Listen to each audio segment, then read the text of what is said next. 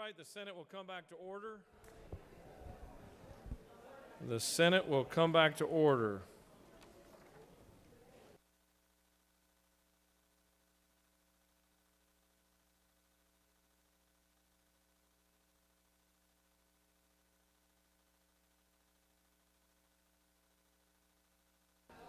Chair recognizes the senator from the 56th for a motion. Mr. President, I ask unanimous consent to urgently remove Senate Bill 76 from the table. Somebody's feeling festive today. Mr. Secretary, can you please read the caption of Senate Bill 76?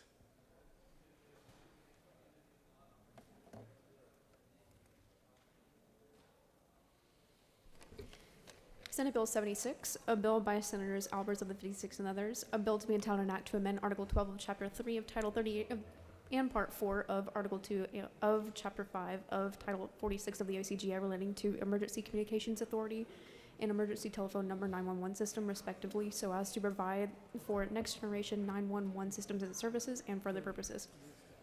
Mr. President, the Senate Committee on Public Safety recommends that this bill do pass by substitute. Respectfully submitted, Senator Albers of the 56th District Chairman.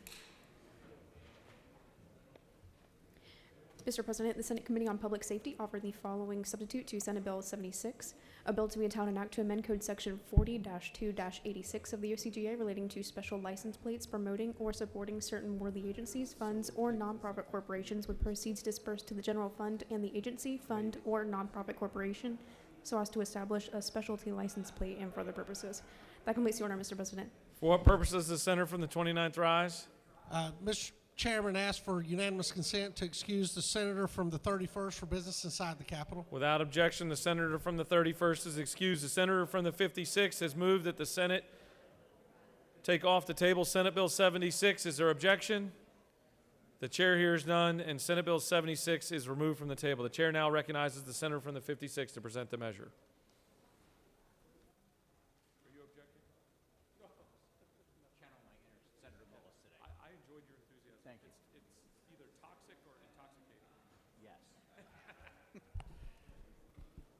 Thank you, Mr. President. Good afternoon, Senators. If I could have your attention for a moment, this is an important bill.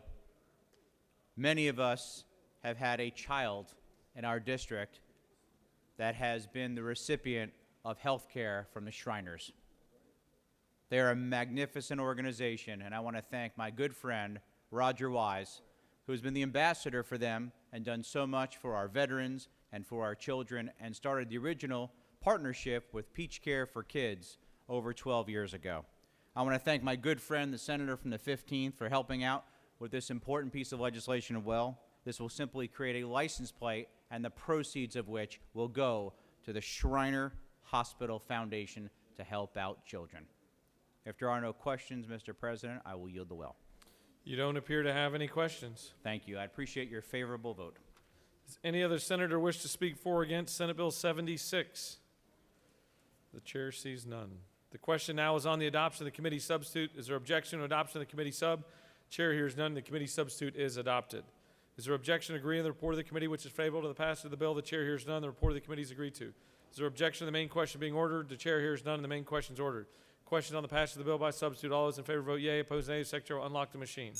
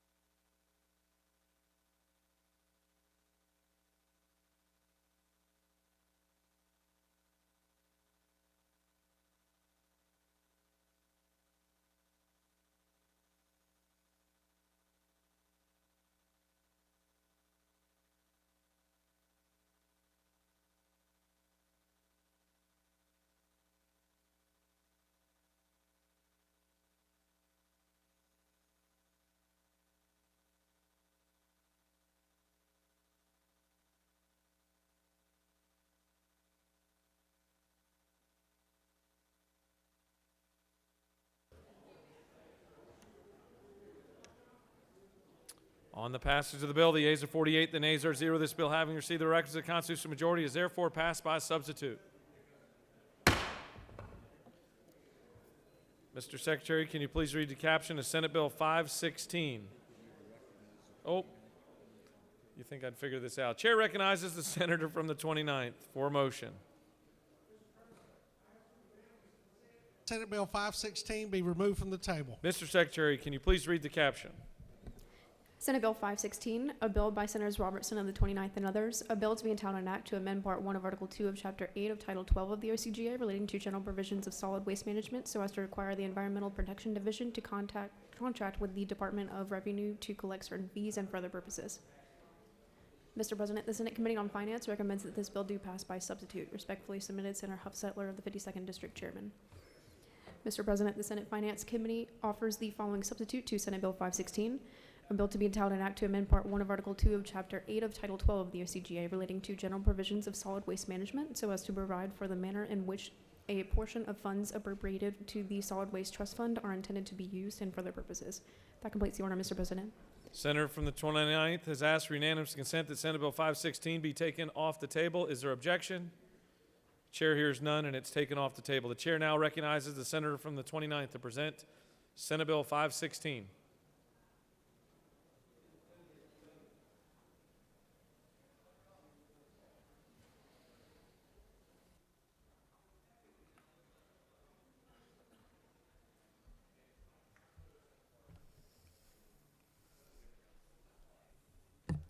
Thank you, Mr. Chairman. Senators, I rise today to speak to SB 516. This body did good work a few years ago when it passed a constitutional amendment out to the citizens to vote on to determine what should be done with the $1 fee collected for the tires that were turned in when new tires were purchased. The citizens of Georgia, the voters of Georgia, overwhelmingly wanted this money to go into the Solid Waste Trust Fund and to be used for the purpose for which it was collected. And for those purposes is tire abatement, some litter abatement within the communities, taking care of abandoned landfills, and other such functions which the EPD has done a very good job of attempting to do. The problem with the process is that we were collecting the $1 fee from the retailers.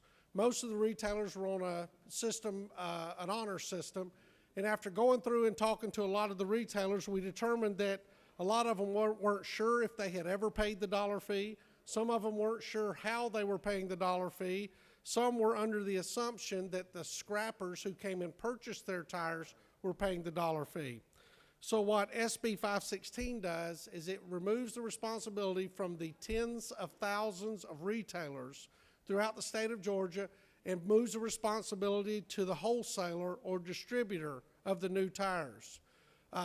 In doing so, what we have determined is it should increase the collection somewhere between $3 and $5 million so that this money can be used for tire abatement throughout the state of Georgia and for those other grant issues discussed earlier, such as litter abatement and the management of abandoned landfills that EPD does a very good job of managing after someone has decided to fill it up with whatever inert objects and other things and then leave it for abandonment.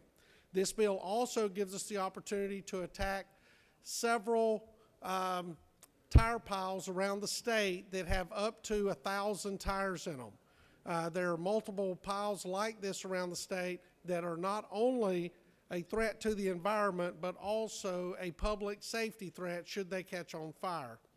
I would ask for your support for SB 516, and Mr. President, I will yield for any questions. You don't appear to have any questions. Thank you, Mr. President. I yield the well. Chair recognizes the senator from the 2nd to speak to Senate Bill 516.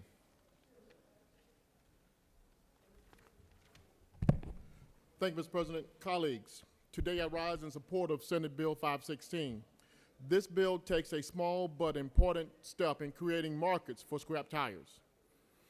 Let's face it, we have a huge tire dumping problem in the state of Georgia. So I support the senator from the 29th, like many of you.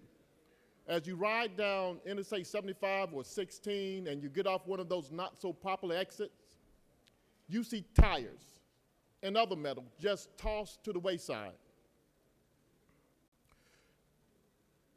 what we can do is create a market for these scrap tires. What we can do is create a new industry for scrap tires. Put people back to work using a product that most of us just throw away, that we just toss on some roadside or toss in someone's backyard or toss in some vacant lot. We need to create an industry for the people of Georgia and do something with this waste product. This bill simply says that the intent of the General Assembly, that 10% of the money spent by EPT Tires for related projects will in the form of grants to cities, counties, public schools, and innovative technology. These old scrap tires can be made into rubber mulch for walking trails, for rubber surfacing on playgrounds. You can even use the crumbs or the rubber base to make new roads. This is a small but important step in creating markets, and I ask for your favorable consideration. And the part about having wholesalers pay the tax is such a good idea. It's less of them. You can find them. So I urge all of you to not only to support this measure, but let's make a new industry for Georgia, and let's get rid of this waste product and make it to a valuable resource. If there are no questions, Mr. President, You have no questions. I yield the will. Does any other senator wish to speak for or against Senate Bill 516? Chair sees none. Questions on the adoption of the committee substitute. Is there objection to adoption of the committee substitute? Chair hears none. The committee substitute is adopted. Is there objection to agreeing the report of the committee, which is favorable to the passage of the bill? The chair hears none. The report of the committee is agreed to. Is there objection to the main question being ordered? The chair hears none, and the main question is ordered. Questions on the passage of the bill by substitute. All those in favor vote yea. Opposed, nay. The secretary will unlock the machine.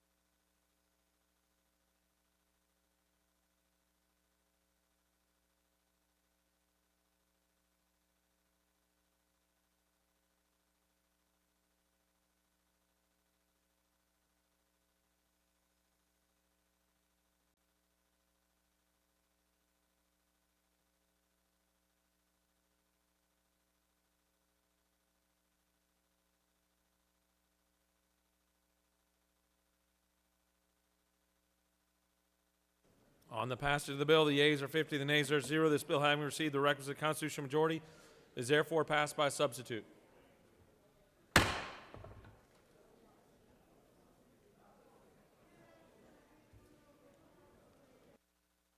Chair recognizes the senator from the 47th for a motion.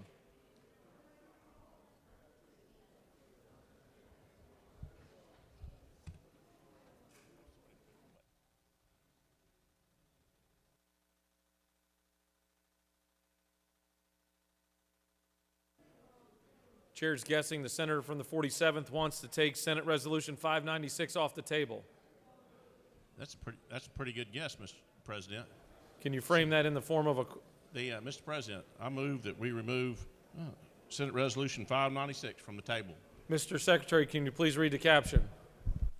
Senate Resolution 596 by Senators Ginn of the 47th and others, a resolution honoring the life and memory of Mr. Isaiah Berry and dedicating an intersection in his memory and for other purposes. Mr. President, the Senate Committee on Transportation recommends that this resolution do pass by substitute. Respectfully submitted, Senator Ginn of the 47th District Chairman. Mr. President, the Senate Transportation Committee offers the following substitute to Senate Resolution 596, a resolution dedicating certain portions of the state highway system and for other purposes. Part 1, whereas the state of Georgia lost one of its finest citizens with the passing of Mr. Isaiah Berry on December 9, 2021, and for other purposes. The senator from the 40s. Mr. Secretary, can you please read the amendment? Just read the first paragraph and all these.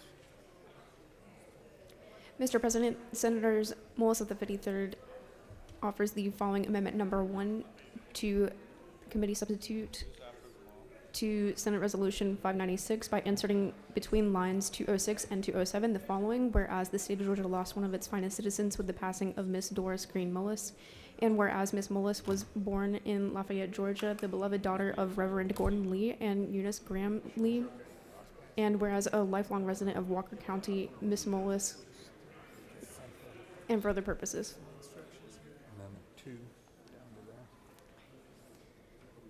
Mr. President, Senator Mullis of the 53rd offers the following amendment number 2 to the committee substitute to Senate Resolution 596 by inserting between lines 206 and 207 the following: whereas the McLemore Resort community is located on a 1,000-acre tract atop Lookout Mountain above the clouds in a beautiful historic Walker and Dade counties, Georgia, and for other purposes. Mr. President, Senator Mullis of the 53rd offers the following amendment number 3 to committee substitute to amend Senate Resolution 596 by inserting between lines 206 and 207 the following: whereas Beatrice W. Rumley was born in Rising Fawn, Georgia on January 8, 1932, the beloved daughter of Charles W. and Ruth Hester Williams, and for other purposes. That completes the order, Mr. President. Senator from the 47th has very eloquently asked that Senate Resolution 596 be taken off the table. Is there objection? The chair hears none, and it's taken off the table. The chair recognizes the senator from the 47th, who's getting last-minute advice from the Rules Chairman. Well, good afternoon. You know, probably one of the more recognizable things that we do in the legislature is we dedicate a lot of road namings to a lot of Georgia citizens. Some of those citizens are alive and well with us. They've done great work. Unfortunately, some of those citizens have passed on. Said when I look at our road naming resolution this year, I would ask that you think about the people that are on this list. And they've done great things for our Georgia citizens. Some of them have been coaches, some of them legislators, some of them, and that's why I was picking on our senator from the 53rd, birthed the senator from the 53rd in one of his amendments that we've added to this bill. Said so I know she had to be a great woman. Said for me, I'd ask that for a second we just stand up and take a moment of silence to reflect on the people that have passed in this state that we're honoring by this road naming. Senators asked us all to rise for a moment of silence. Thank you, Mr. President. I'll ask for your support on these, and I want to give due diligence to our senator from the 53rd, which is really kind of sad for me because I don't have him on this list this year. But I will tell you that having him leave our chamber this year will be one that we'll try to remedy that next year. With that, I'll yield for any questions or yield the well. You don't appear to have any questions. Chair recognizes the senator from the 53rd to speak to amendments 1, 2, and 3.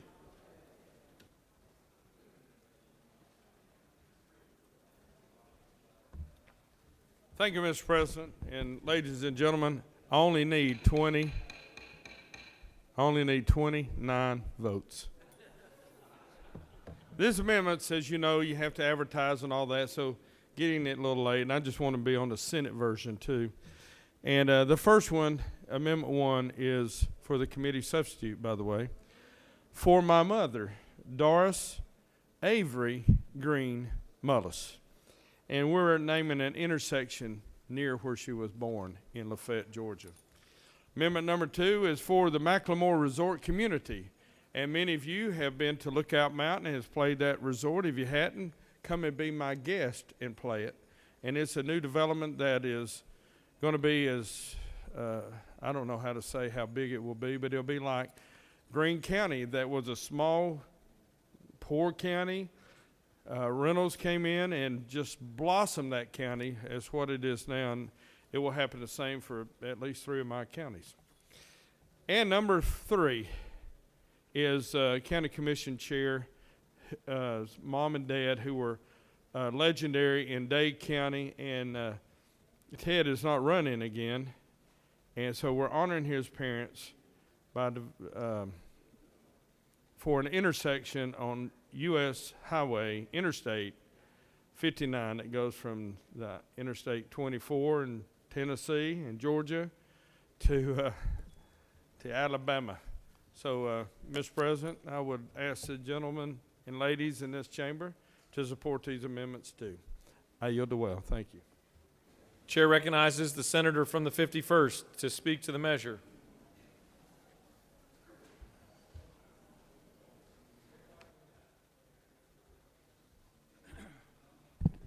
Thank you, Mr. President. Colleagues, every year we put this resolution before you. It's always consolidated. So every senator that puts forth a road naming bill doesn't get to present it in the well because it gets combined under one heading. So there's actually 4 sections of this bill that I presented earlier in the year, and I wanted to take a moment to call out some of the names of the people that I've asked to be honored this year as well. So that would be under Part 7 is the first recipient of this acknowledgement. We are honoring a young lady who was a police officer who was killed by a drunk driver up in White County. And so her name is Carol Ledford. Miss Carol Ledford was tragically killed on April 19th of 1999 when she was hit head-on by a drunk driver. She was the youngest graduate in her class at Northeast Georgia's Police Academy. She worked in White County and worked in the police department in that area. So we're naming the intersection of Hulsey Road and NOK Drive in her honor this year under this resolution. Part 8, starting on line 132, recognizes a person that some of you may remember, may have served with. That was State Representative Carlton Caldwell. Carlton Caldwell lived in Blairsville, Union County his entire life. He served in the chamber in the House for 30 years. He probably chaired most every committee over there. Most noticeably was the Public Safety Committee, and we named the detention center in his honor years ago, the Carlton Caldwell Detention Center. This road naming bill will honor him by naming the intersection of US 129 North and the Glen Gooch Bypass. Part number 9 on lines 152 will honor Mike Berg. Mike Berg was a commission chairman in Dawson County for many, many years. I think he served in that role for 12 years. Prior to that, he served as a commissioner in Gwinnett County, where he worked through a lot of growth issues, managed that really well, and came to Dawson County where he moved his family, got elected to commission chairman, did a tremendous job, organized a new bank in Dawson County, and led that community through a lot of growth as well. And we honor him today. He's still alive and well, but we honor him today by dedicating the intersection of Dawson Forest Road and Georgia 400. For those of you that have been up through Dawson County, you know that's the intersection where the outlet malls are, and he is responsible for a lot of the infrastructure that went in place in order to get that huge economic engine for Dawson County. And the last person we're honoring under my resolutions this year is Part 10, which is on line 178. This section deals with a lady that some of us in the chamber know quite well. Her name is Miss Edna Jo Mize. She was born in Rainsville, Alabama. She worked for the Eastman Kodak Company here in Georgia for 27 years. For the last 25 years, she's been a bailiff at the Dawson County Courthouse. She also has put a lot of public service into her community. And so with that, we are dedicating the intersection of Kylo Church Road and Georgia 400. Mr. President, it's an honor for me to stand before you today and present this information to tell you what great citizens we have in Georgia, and it's a great honor that we recognize them for their leadership and their dedication to their communities. Thank you very much. Thank you, Senator. Chair recognizes the senator from the 31st to speak to the measure.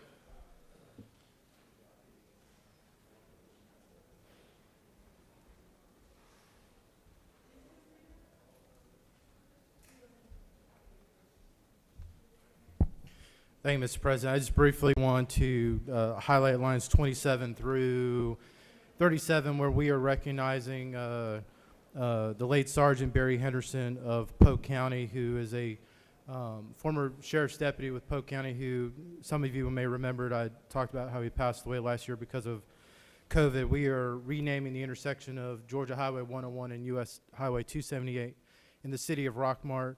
He served with distinction to the public. His brother currently serves on the city council in Rockmart, where his family's from, and just, glad that we're able to honor his family during this time. So thank you, Mr. President. Any other senator wish to speak for or against Senate Resolution 596? The chair sees none. All right, we'll start taking up the amendments. The question is on the adoption of amendment number 1 from the senator from the 53rd. Is there objection? The chair hears none, and amendment number 1 is adopted. We'll now take up amendment number 2. Is there objection to adoption of amendment number 2? The chair hears none, and amendment number 2 is adopted. Now we will take up amendment number 3. Is there objection to adoption of amendment number 3? Chair hears none, and amendment number 3 is adopted. The question now is on the adoption of the committee substitute as amended. Is there objection to adoption of the committee substitute as amended? Chair hears none. The committee substitute as amended is adopted. Is there objection to agreeing to the report of the committee which is favorable to the adoption of the resolution? Chair hears none. The report of the committee is agreed to. Is there objection to the main question being ordered? Chair hears none, and the main question is ordered. Question on the passage of the resolution. By substitute, all those in favor vote yea. Opposed, nay. The secretary will unlock the machine.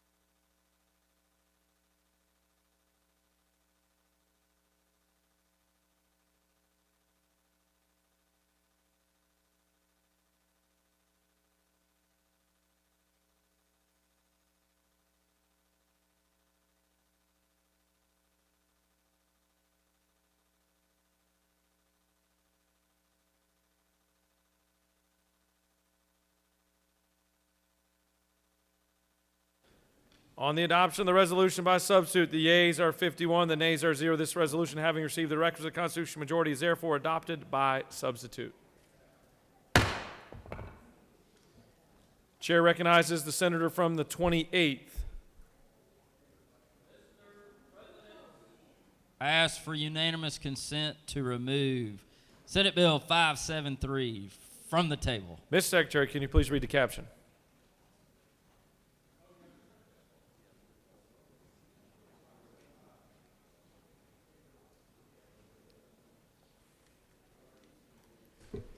Senate Bill 573, a bill by Senators Brass of the 28th and others, a bill to be entitled an act to amend Chapter 7 of Title 31 of the OCGA relating to regulation and construction of hospitals and other healthcare facilities so as to require hospitals and ambulatory surgical centers to utilize surgical smoke evacuation systems during surgical procedures to protect patients and healthcare workers from the hazards of surgical smoke and for other purposes. Mr. President, the Senate Committee on Health and Human Services recommends that this bill do pass by substitute. Respectfully submitted, Senator Watson of the 1st District Chairman. Mr. President, the Senate Committee on Health and Human Services offers the following substitute to Senate Bill 573, a bill to be entitled an act to amend Chapter 7 of Title 31 of the OCGA relating to regulation and construction of hospitals and other healthcare facilities so as to require hospitals and ambulatory surgical centers to adopt policies to protect patients and for other purposes. That completes the order, Mr. President. The very distinguished senator from the 28th has asked for unanimous consent that Senate Bill 573 be taken off the table. Is there objection? Going once. Chair hears none, and 573 is taken off the table. Chair recognizes the senator from the 28th. And is well within the rules for running at this late hour. I'll remind this chamber that it is a long-honored tradition to run on crossover day and on sine die because we have many bills after us. And out of respect to each and every one of you, I wanted to get down here in a hurry so that I could talk for a long time. No, I bring to you Senate Bill 573, and I would be remiss if I didn't bring credit to the minority leader and all her work on this. She did a study committee on this and has come up with a good bill, and I've picked it up and carrying the torch here, no pun intended.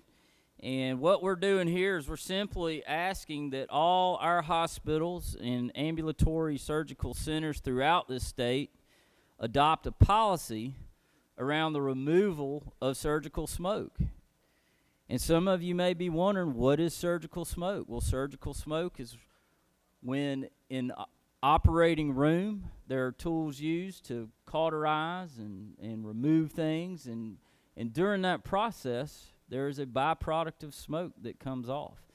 And that byproduct could be very harmful to some of our most precious resources in this state, and that's our nurses and our doctors. And so this bill simply is trying to protect those valuable resources. So I ask for your favorable consideration of Senate Bill 573, and I will yield for questions. Chair recognizes the senator from the 32nd for a question. Senator, would you yield? I certainly will, Senator. Senator, isn't it true that I spent approximately half my life as a surgeon in the operating room? You did, Senator. And isn't it also true that I'm in full support of the bill that you're proposing? I'm sorry, I couldn't hear. Could you repeat That's the my question, job. Senator?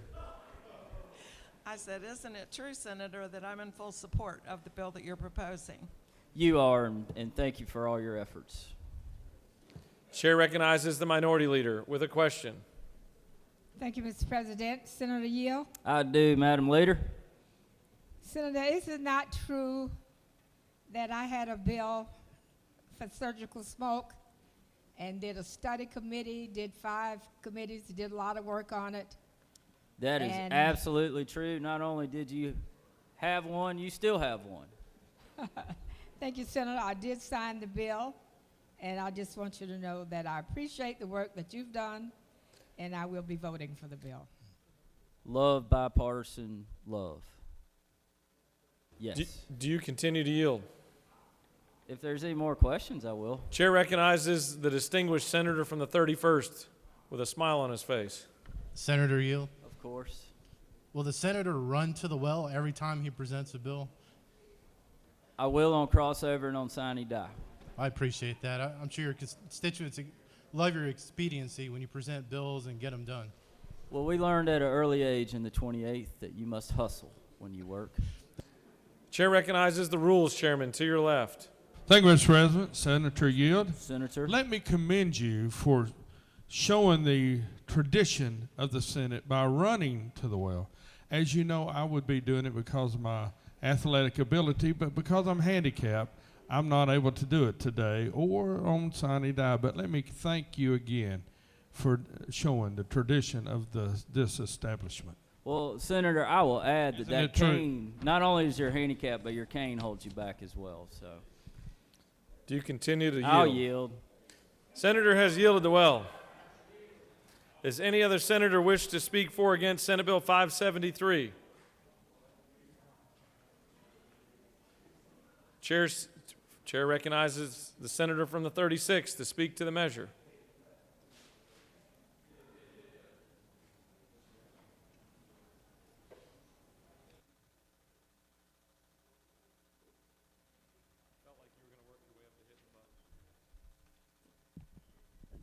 Thank you for your clairvoyance, Mr. President. I was going to hit my button. Colleagues, I'll just speak briefly on Senate Bill 573, and you've heard that it's really a policy measure that's been here for, I think this is the 3rd year easily, because there was a bill introduced and then there was, you've heard that litany of effort and work by the minority leader. I would just point out that the bill that the senator introduced originally, as it came to Health and Human Services, did become a committee sub, and that it's possibly not as strong as it needs to be or could be, because the original bill called for hospitals and ambulatory surgical centers to adopt and implement a policy that prevents human exposure to surgical smoke through the use of a surgical smoke evacuation system. The rewrite in the committee sub says each hospital and ambulatory surgical center shall adopt policies for the reduction of human exposure. So elimination of human exposure, reduction of human exposure, that's the difference in these two bills. We need this bill. I would love to have seen the original version pass because this constant exposure to surgical smoke in these operating rooms has actually resulted in women who work in those facilities and are exposed to this over time have demonstrated a higher propensity for miscarriages, for losing a child when they're carrying a child and exposed to the smoke. So it's really a very harmful substance and we heard in the study committee an array of examples of the problem that it causes. So this is a great step forward. We're going to call the hospital to reduce human exposure to surgical smoke. We look forward to the time when we will be able to prevent human exposure to surgical smoke. Thank you for the efforts of both the senator from the 55th and the senator from the 38. I said I was good in math the last time I was in the well, didn't I? I'm going to take my seat, and I hope we have 100% voting for this bill. Thank you. Does any other senator wish to speak for or against Senate Bill 573? The chair sees none. The question now is on the adoption of the committee substitute. Is there objection to adoption of the committee substitute? Chair hears none. The committee sub is adopted. Is there objection to agree to the report of the committee which is favorable to the passage of the bill? The chair hears none. The report of the committee is agreed to. Is there objection to the main question being ordered? The chair hears none. The main question is ordered. Questions on the passage of the bill by substitute. All those in favor vote yea. Opposed nay. Secretary will unlock the machine.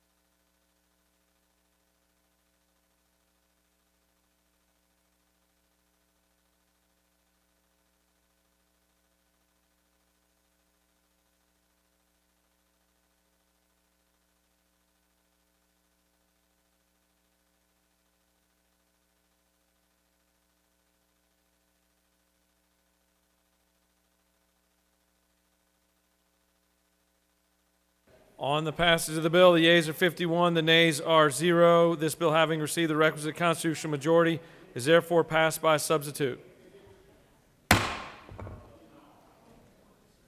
What purpose does the senator from the 52nd rise?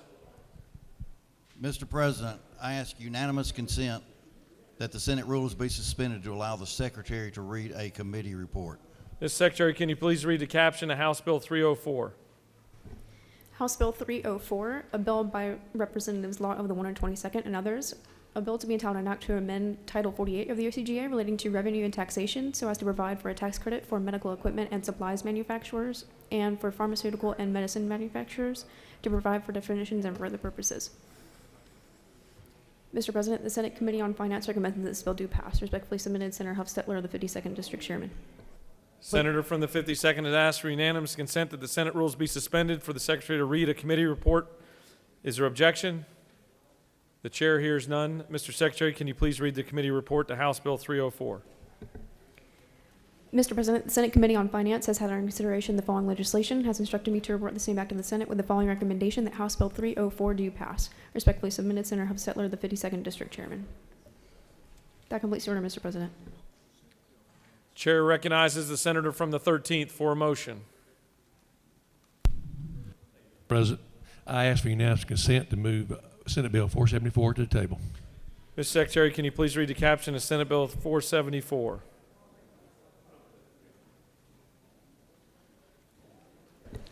Senate Bill 474 by Senator Summers of the 13th and others, a bill to be entitled an act to amend Part 1 of Article 2 of Chapter 5 of Title 48 of the OCGA relating to property tax exemptions so as to provide for a statewide exemption from all ad valorem taxes for aircraft used for the aerial application of fertilizers, pesticides, herbicides, fungicides, and other for other purposes. Mr. President, the Senate Committee on Finance recommends that this bill do pass by substitute. Respectfully submitted, Senator Hostetler, the 52nd District Chairman. Mr. President, the Senate Finance Committee offers the following substitute to Senate Bill 474, a bill to be entitled an act to amend Part 1 of Article 2 of Chapter 5 of Title 48 of the OCGA relating to property tax exemption so as to provide for a statewide exemption from all ad valorem taxes for aircraft used exclusively for the aerial application of fertilizers, pesticides, herbicides, fungicides, seeds, or other agricultural products and for other purposes. That completes the order, Mr. President. Senator from the 13th has asked for unanimous consent for Senate Bill 474 to be taken off the table. Is there objection? The chair hears none, and it's taken off the table. Chair recognizes the senator from the 13th to present the bill. Thank you, Mr. President. Thank you, colleagues. I need more than 29 votes. We've heard all day, I need only 29. This is a constitutional amendment, as you all know. This is simply helping farmers, helping people that feed us in the great state of Georgia. This is a bill that absolutely has nothing to do with Democrat or Republican whatsoever. And I would ask that you all please reconsider and vote green for this bill, and let's move this bill over to the House side and help these guys out that spray our crops. I yield for any question, Mr. President. Chair recognizes the senator from the 12th with a question to your left. Thank you, Mr. President. Will the gentleman in the well yield for a question, please? From my friend from the 12th, absolutely. Thank you so much, and thank you for bringing this bill. Is it not true that Southwest Georgia crop farmers need the services of the crop dusters and would certainly appreciate a yes vote on this bill? Thank you, Senator, for asking that question. Absolutely. These farmers are just like anybody else. Every little thin dime helps, and this will help these farmers. Thank you that. Thank you so very much. I appreciate it. Thank you, Senator. Chair recognizes the senator from the 50th with a question. Thank you, Mr. President. Senator, do you yield? Certainly. Isn't it true that a green vote on this is good for all the people of the state of Georgia, and a red vote is selfishly hurting the people of the state of Georgia? Couldn't have said it better myself, Senator. Thank you. Chair recognizes the senator from the 33rd with a question. Thank you, Mr. President. Will the senator yield? Absolutely. I was watching Green Acres this morning. Oh. The place, I hope there's a question in here somewhere. With this bill, will farm living be the life for me? Land spreading out so far and wide, Senator. Keep Atlanta, just give me that countryside. Amen, brother. Keep up the crop dusting. Thank you, sir. Thank you, Senator. You have no more questions. Thank you, Mr. President. I yield the will. Does any other senator wish to speak for or against Senate Bill 474? The chair sees none. I have no idea what just happened there. The question's on the adoption of the committee substitute. Is there objection to adoption of the committee substitute? Chair hears none, and the committee substitute is adopted. Is there objection to agreeing the report of the committee, which is favorable to the passage of the bill? The chair hears none. The report of the committee is agreed to. Is there objection to the main question being ordered? The chair hears none. The main question is ordered. Questions on the passage of the bill by substitute. All those in favor vote yea. Opposed, nay. Secretary will unlock the machine. As a reminder, this bill requires a 2/3 yea vote for passage.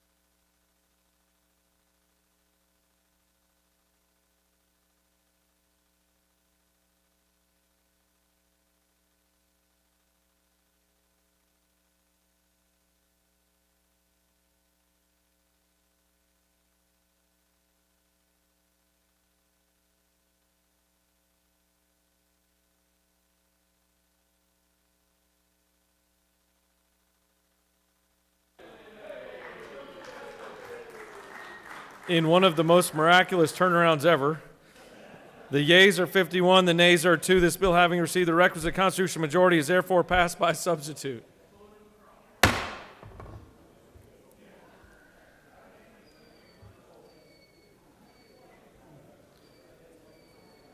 Chair recognizes the senator from the 29th.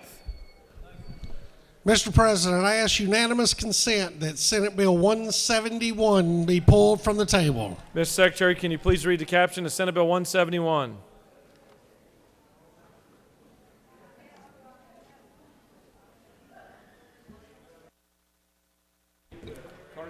Senate Bill 171, a bill by Senators Robertson of the 29th and others, a bill to be entitled an act to amend Title 16 of the OCGA relating to crimes and offenses so as to provide for enhanced penalties for certain offenses committed during an unlawful assembly, to revise for offense of unlawful assembly, to amend Chapter 60 of Title 36 of the OCGA relating to general provisions regarding provisions applicable to counties and municipal corporations, to amend Chapter 1 of and for other purposes.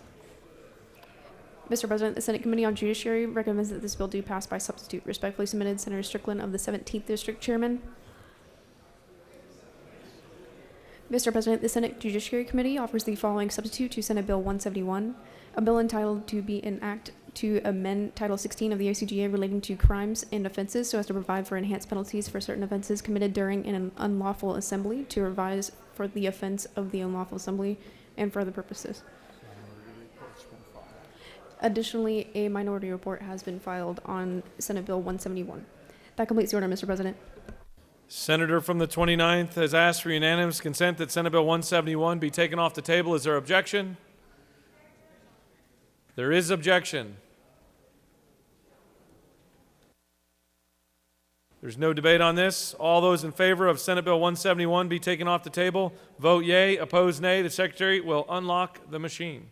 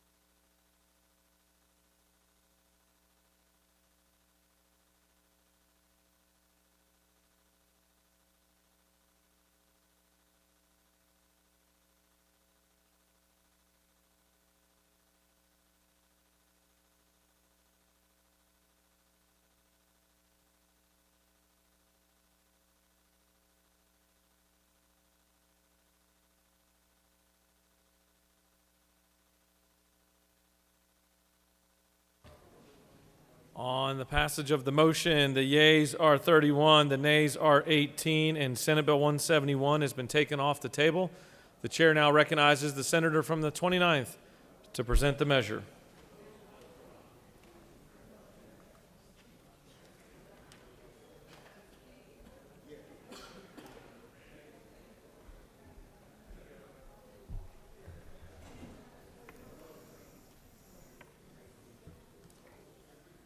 Thank you, Mr. President.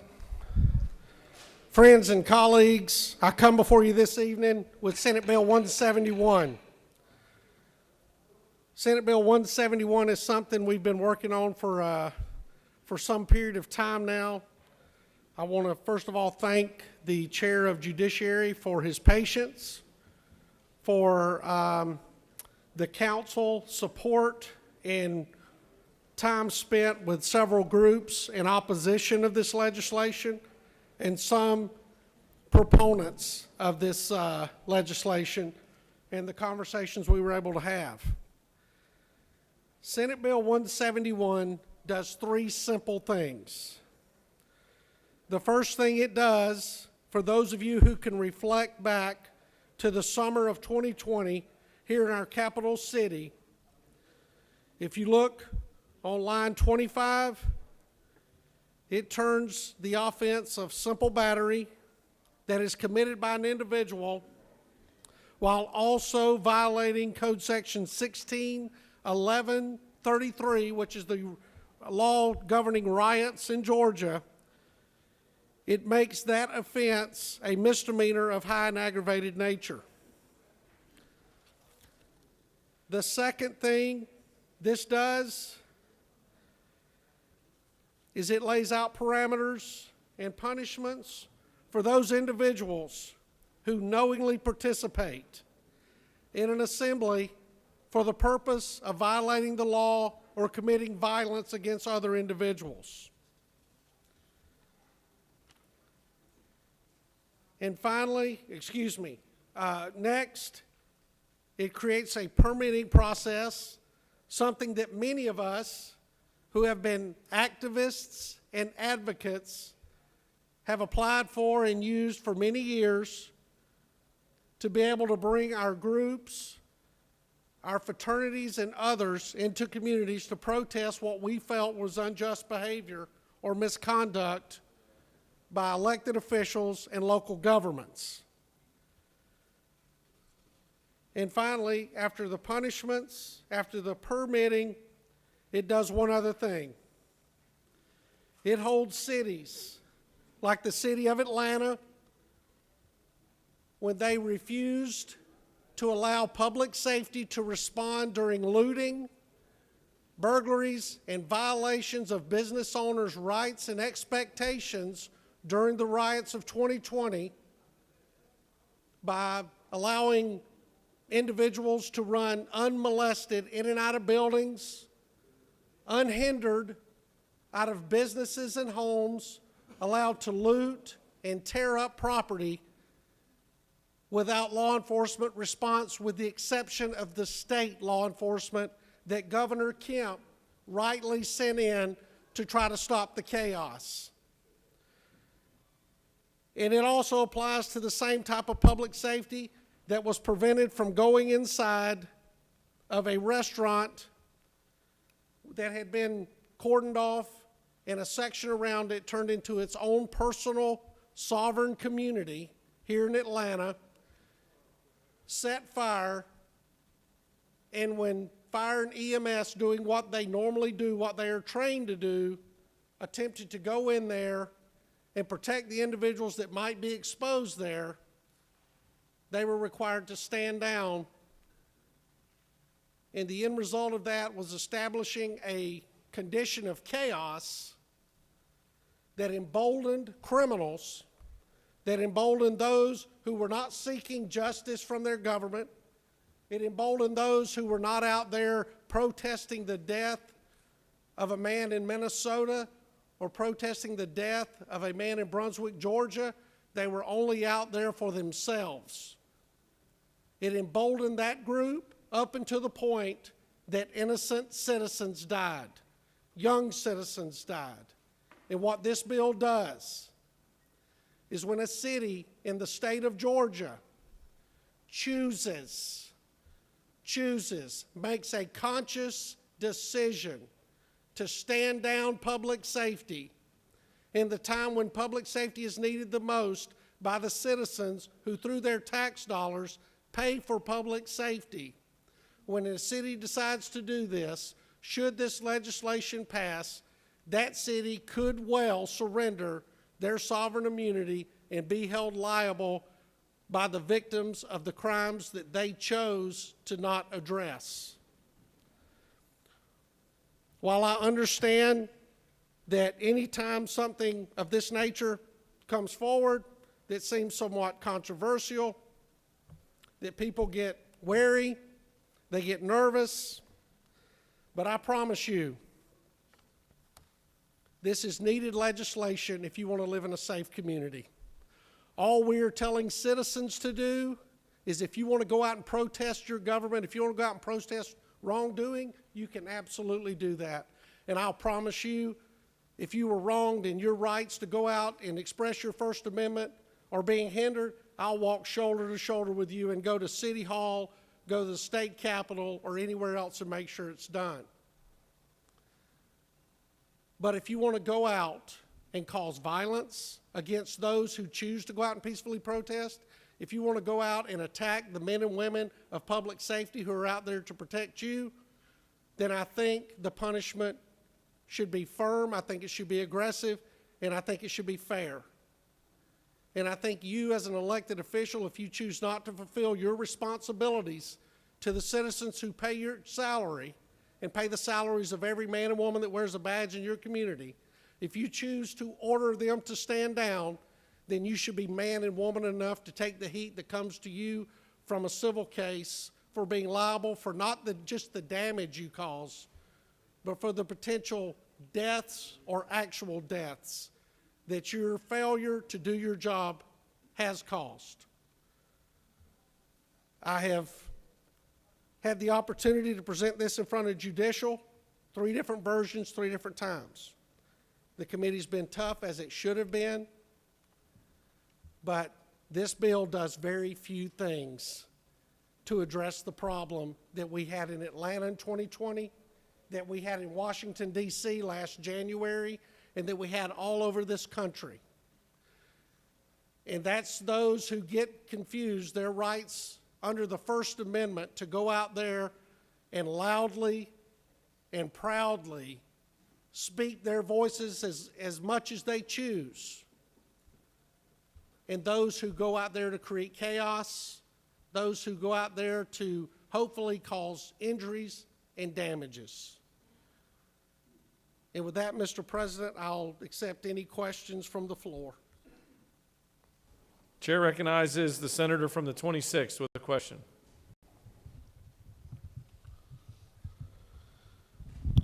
Thank you, Mr. President. Senator Hill? I do, sir.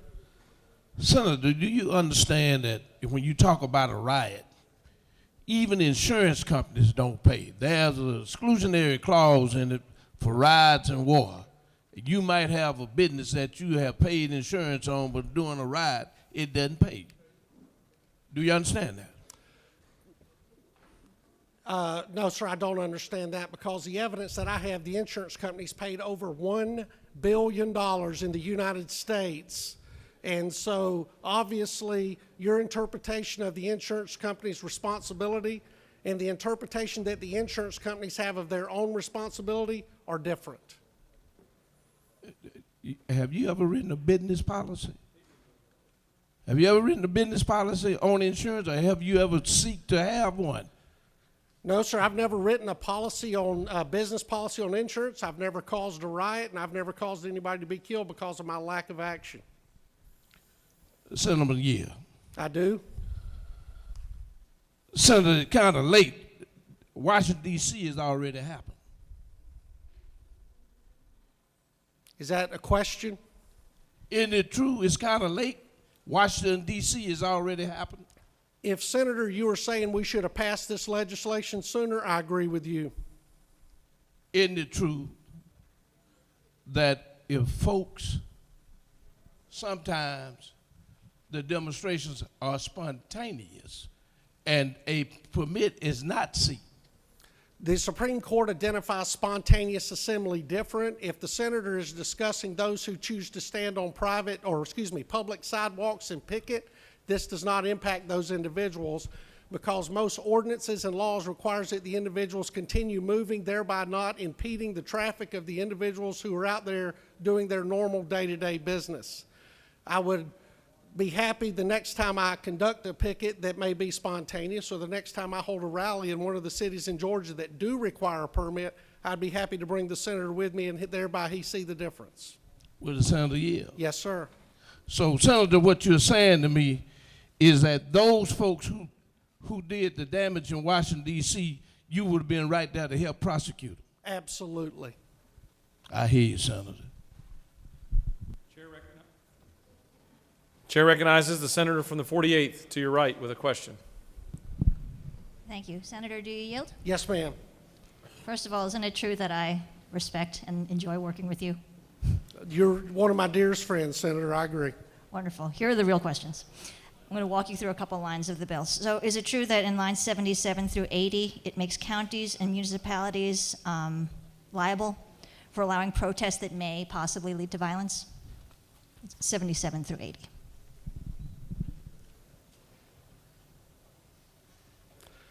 What is true, Senator, is if you'll read on line 78, it says authority of any county or municipal corporation that is grossly negligent by allowing the commission of violence against persons and property during an assembly of 2 or more persons.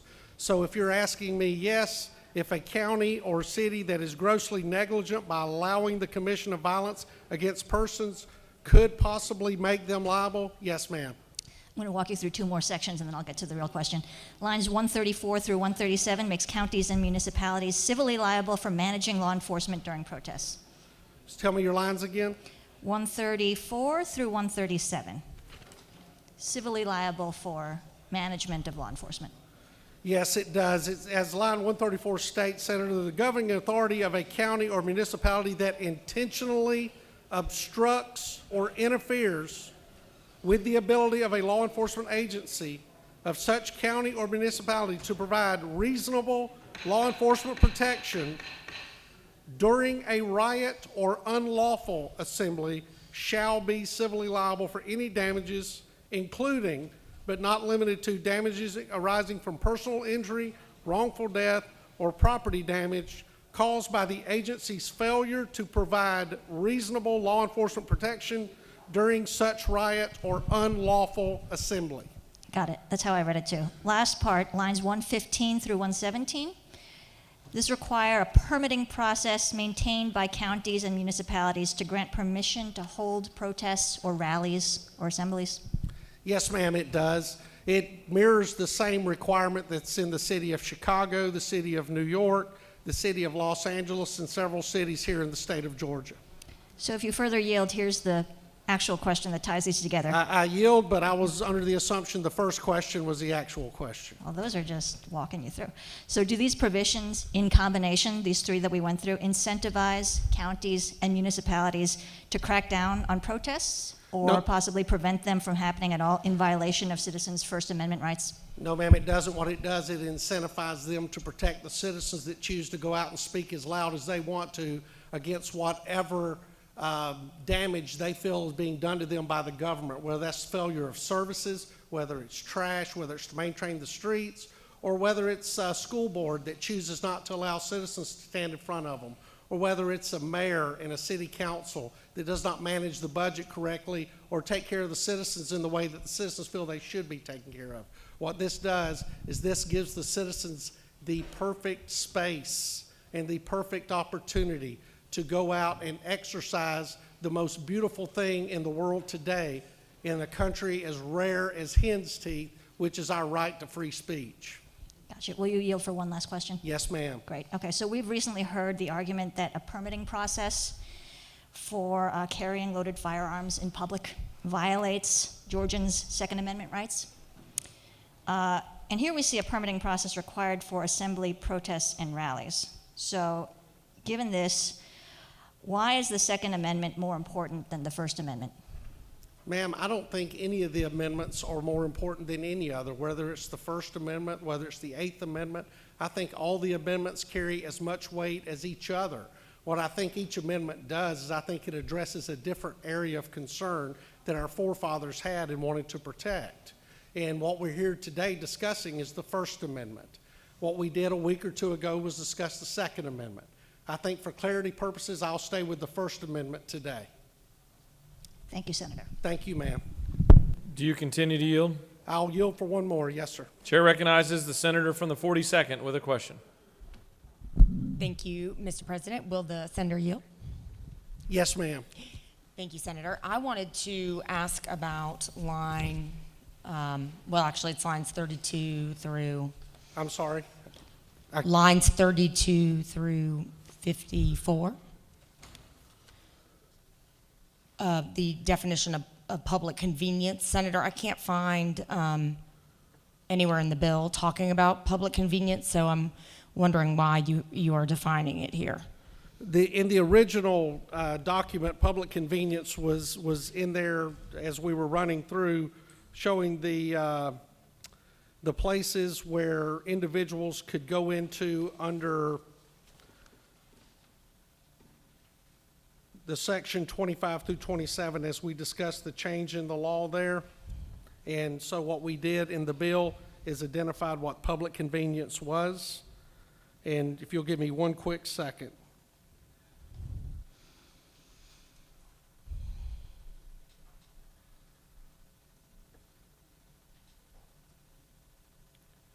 So, right, it seems in the latest version, what you have in 32 through 54 is the definition of public convenience, and it seems to only be there for public convenience at this, as I'm recollecting at this point.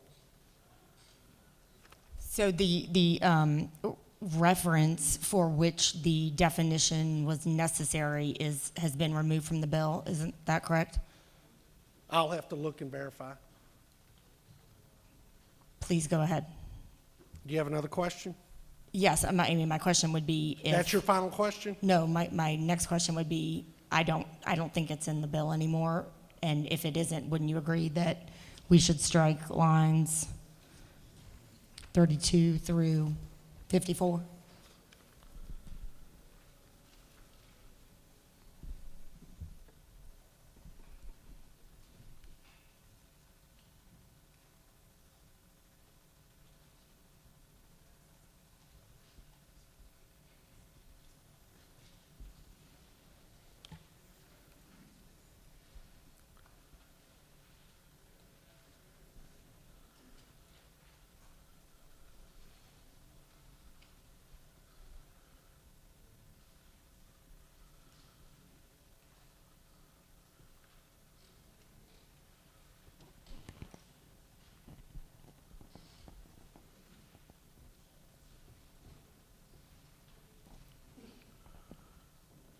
I'm not trying to read through right now. I'm not seeing it. I think in this case, my preference would be once the legislation passes, I think that's something I would take up across the hall. Thank you. Do you continue to yield? No, sir. With that, I'll yield the well, Mr. President. I appreciate your time and appreciate your support on Senate Bill 171. Thank you. Chair recognizes the minority leader to speak to the measure.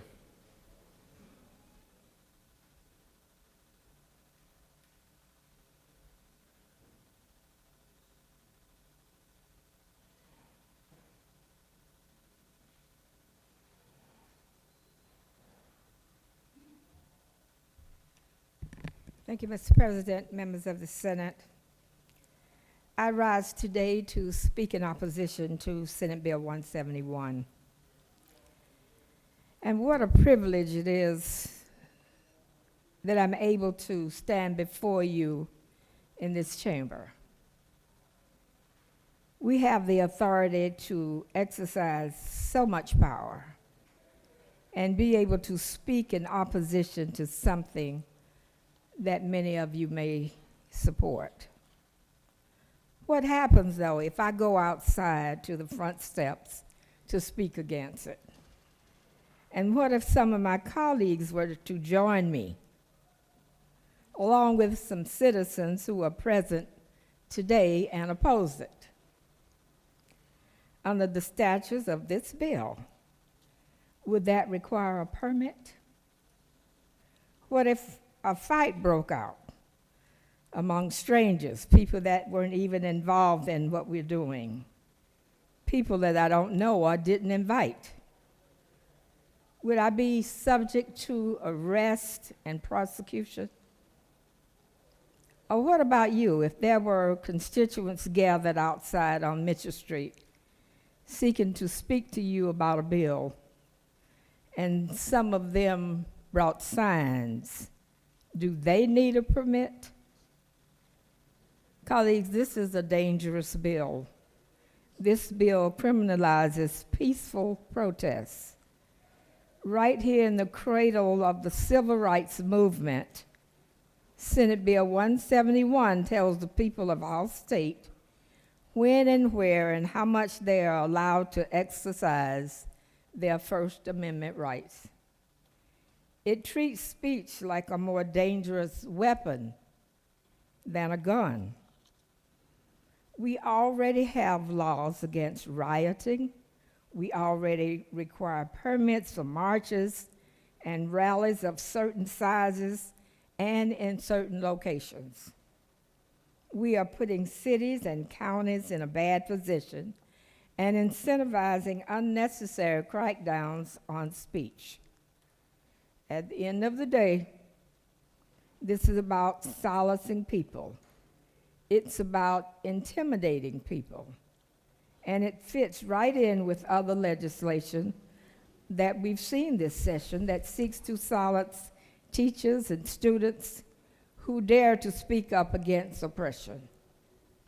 We have certainly seen our share of protests on the streets outside this building. As a matter of fact, I was watching one just outside of my window in my suite this morning. But outlawing protests outside this building is not going to stop people from speaking out until we make some progress inside this building. So I urge you to vote no on Senate Bill 171. Thank you, Mr. President. I yield the well. The senator has yielded the well. The chair recognizes the senator from the 56th to speak to the measure.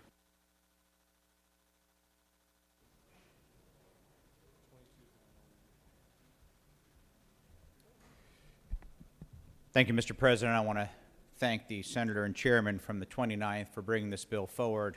It was an honor to discuss it and work on it for the last 2 years. My mother taught me something when I was young. She said, "John, 2 wrongs don't make a right." Our country, our system, and our society is based on laws. In the summer of 2020, we had failed leadership, absent leadership from the very top of this city. And I've talked to many of you in private who openly admit that. And because of that, as explained in detail by the senator of the 29th, an 8-year-old girl died.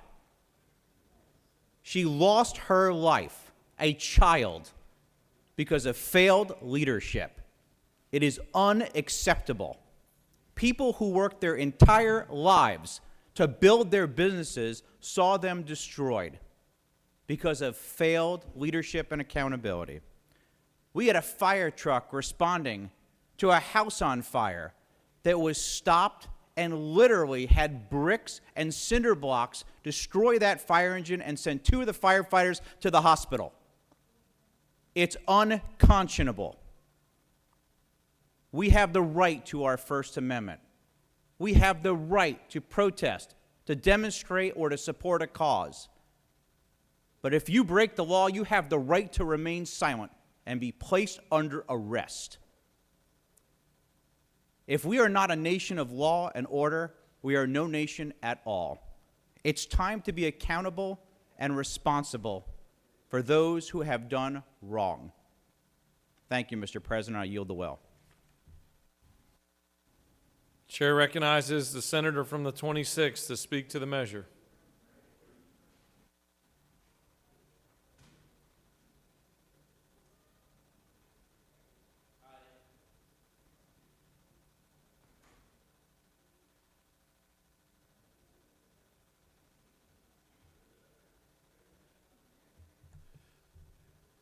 It's a bad bill. I don't care how you put it. I've been a protester. That's what I did before I got elected. I know what it is to be in the street. And I know what it is to protest when y'all do something wrong. And those protests were because of folks who look like you. You didn't even want me to register to vote. I walked dirt roads in Alabama. Never will forget it. Barber County, Eufaula, Alabama. And we were registering black folks. And folks came out in pickup trucks and shotguns. And now you want to tell me you about law and order? I never thought I'd see what I saw on national television. Our Congress being attacked.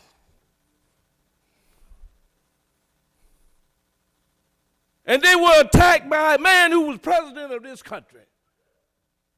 And y'all call him y'all's leader. He's the same guy who backed Putin. And now Putin is over there acting crazy. You are not to bring this kind of bill before us and talk about protest, because many of you don't know what protest is about. None of you had to deal with your civil rights. None of you had to go out and walk because it was about the color of your skin. And now you want to come to this General Assembly and talk about riots? You want to come to this General Assembly and talk about law and order?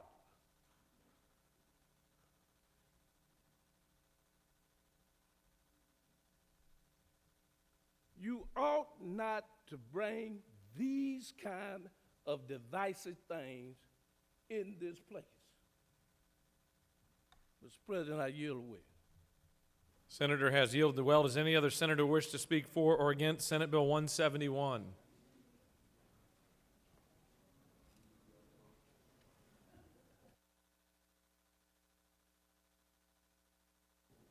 There's been an amendment filed. Stand by while we process the amendment.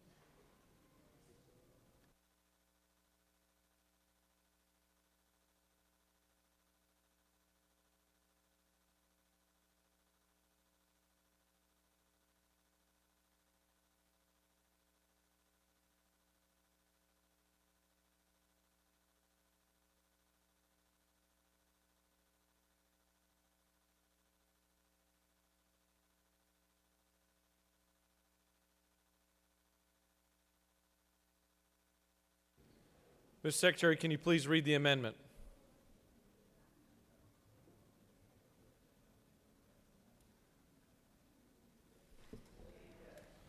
Mr. President, Senators Robertson of the 29th,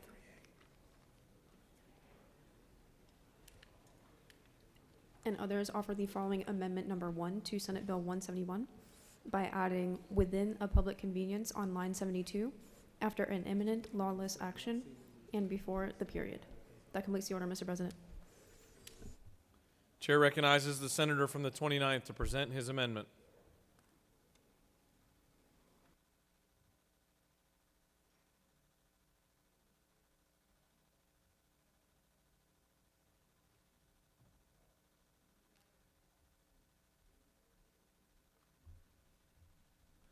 Thank you, Mr. President. I want to thank the senator from the 42nd for finding that error. So adding the public accommodation to this section of the bill clarifies the definition previous in the bill. It's just a clerical error, and I appreciate your support on the amendment and on the underlying bill. Thank you, Mr. President. I yield the well. They're passing out the amendment now. We still have the minority report and some additional business to take up before we actually vote on the amendment, so they're passing it out now.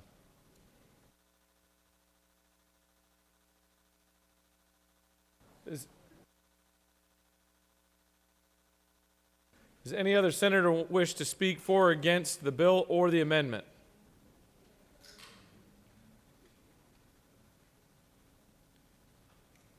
Chair recognizes the senator from the 22nd to speak to the minority report.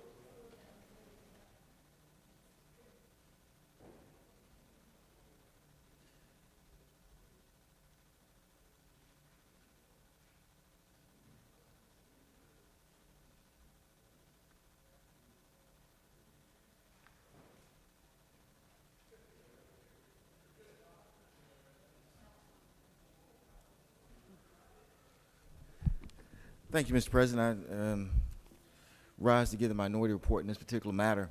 It's always difficult to follow a good friend from the 26th. Let's go to the weeds first and then get into some other stuff. And what I mean by the weeds is some things that may seem kind of technical, but they're also very important. When we look at line 77, which talks about a cause of action for injuries and damages against the governing authority of any county, municipal corporation that is grossly negligent by allowing the commission of violence against a person. If that is only limited to what's on page 6, which basically eliminates sovereign immunity for counties and municipalities, that in itself is still problematic, but that would be one thing. The concern, though, is because we're not limiting it to page 6, which deals with actual sovereign immunity waiver, The concern becomes this statement right here. Suits against county officers in their official capacity are in reality suits against the county. Suits against county officials in their official capacity in reality suits against the county, and accordingly, officer sued in his official capacity is entitled to the county's defense of sovereign immunity. The question then becomes, if it's not limited to the direct sovereign immunity waiver, what I'm saying here is, it looks as though a deputy would have his sovereign immunity, because the way the courts read this is they consider the county, when you sue a deputy within his official capacity, they assume the county and the deputy are the same. So if you're waiving it, when you say governing authority, you may think you're only doing it for the governing authority, but in reality, what you're really doing is you're waiving it potentially also for a police deputy who is sued in his official capacity, because his immunity comes from sovereign immunity. That's his official capacity. So when a deputy is sued in his official capacity, and he could be sued in his official capacity in this type of case, his defense is sovereign immunity. So if you're eliminating sovereign immunity, and the way the courts read official capacity is synonymous with the county immunity, and you're eliminating that without putting any qualification on it, like you do on page 6, to me, you just eliminated qualified immunity or sovereign immunity for a deputy who's acting within his discretionary authority. And that's exactly what would happen here, because remember, what this says is a person who's grossly negligent. So what it's really saying is a deputy makes a mistake. Deputy makes a mistake today. He's sued in his official capacity. He has the defense of sovereign immunity. This little paragraph here just took that away. Sued in his official capacity, the court says it's synonymous with basically the county entity. They're synonymous, they're together. That no longer exists. He makes a mistake. That's what negligence is, it's a mistake. He makes a mistake. He now doesn't have the defense of sovereign immunity. That's one of the concerns, that now is gone for just making a mistake in this type of situation. So it seems as though that, we're just doing the county government, but if you understand how the courts read sovereign immunity concerning with deputies, they consider them two synonymous. So it's technical, but it's important. I'm not saying I know the exact answer to that, because we really have never had any language like this, because we don't waive sovereign immunity. And the language that exists in this paragraph is so vague, it's unclear who we're waiving it for. But that's a legitimate question. Because certainly a deputy can be out there in this type of situation, see somebody throw a rock, see somebody hit somebody, he's negligent in his actions and stopping it, maybe even grossly negligent. Under normal circumstances, he has sovereign immunity, it's his discretionary authority. This gets rid of that, because it basically says for negligence, there is no more sovereign immunity. And so that's just a question that needs to be, quite frankly, addressed. The other one is on line 98, which talks about affirmative defense to prosecution. Affirmative defense to prosecution. The question becomes affirmative defense to what? It seems like it's easy, but it may not be as easy as what you say. Affirmative defense already exists. Under 16.2.2, affirmative defenses already exist. And it says a person should not be guilty of any crime committed by misfortune or accident where it satisfactorily appears there was no criminal scheme or undertaking, intention, or criminal negligence. It lays it out. It says if you have the affirmative defense and you're not guilty of a crime committed by misfortune or accident, satisfactorily appears there was no criminal scheme, undertaken, intention, or criminal negligence. But that's the key. In this particular statute, it doesn't make any limitations. So basically what it's basically saying is you got an affirmative defense no matter what your conduct is. So even if you are criminally negligent, you're still going to have an affirmative defense. And it also, you think that you're saying, because your intention is, well, I'm talking about somebody in a car and they have a roadblock. But what if the person jumps out with a knife and just starts swinging it indiscriminately? You say they have an affirmative defense. You have not limited it at all. The regular affirmative defense statute says that you get an affirmative defense as long as you're not criminally negligent. We basically created a whole new affirmative defense. That's how the court's going to look at this. They're going to say if the legislature meant to point to 16.6.2, they would have said that. Instead, what the legislature did was they just said there's an affirmative defense if you're fleeing. We put no limitation on it at all. So if you jump out and just start wildly swinging, which may be criminal negligent, and you stab somebody, we're saying you got an affirmative defense. Because ordinarily the affirmative defense statute doesn't work that way. Because it says if you're criminally negligent, you don't get affirmative defense. But we're not limiting it. We don't say affirmative defense pursuant to 1662. We just say you got an affirmative defense if you're fleeing. But that's not what our statute actually says. Our affirmative defense statute says, yeah, you get it, but you can't be criminally negligent. That's not what this says.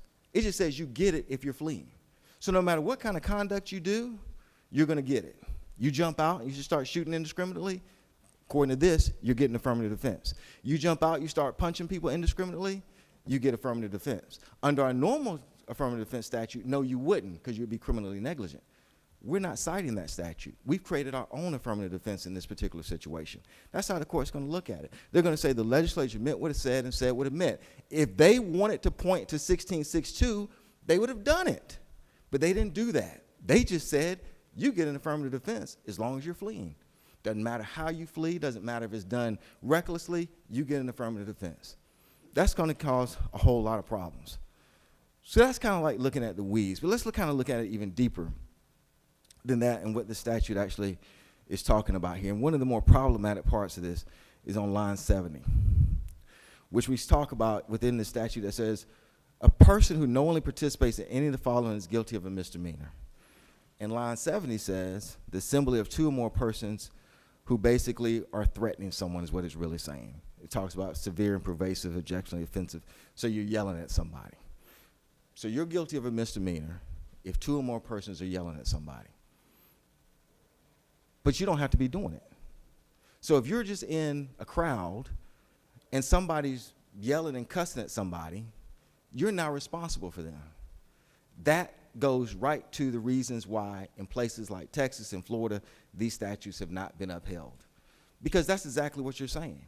Two or more persons, and one person within that crowd starts yelling and screaming, and they can make all kind of threats. If you're there with them, you're now also guilty of a misdemeanor. You're guilty of a crime because you didn't do anything, I guess, to stop them, and you're there. And that goes totally against not only the First Amendment, it goes against our own law. Mere presence cannot be used to convict somebody. Even if you want the crime to occur, mere presence cannot be used for a conviction. And that's all this says. It says a person who knowingly participates in any of the following is guilty of a misdemeanor. The assembly of two or more persons who convey severe, pervasive, objectively offensive speech. It doesn't say that you have to convey it. It just says you're with two or more persons and somebody basically is conveying it. So now you're responsible for someone else's speech. You now, if you're marching with somebody, you're responsible, and it doesn't even limit where it is. So you could be at point A, somebody else can be 500 feet away yelling and screaming and cussing. Apparently now you also can be prosecuted because we don't have any limitations on this at all. That's the problem. And if you wanted to actually direct it towards someone, we have statutes that say an individual cannot use basically profanity towards somebody, disorderly conduct statute. We're not using that. This basically says if you're present with somebody who's cussing somebody out, basically, you're going to be guilty of a misdemeanor. That is a complete restriction on freedom of speech. It basically says don't go march with anybody. Because if you do, you got a good chance of being arrested. We don't say how close you have to be to the person. We don't say whether you're actually involved in it. We just say if you're participating. Basically mere presence, which you cannot be convicted of for any kind of crime in this state.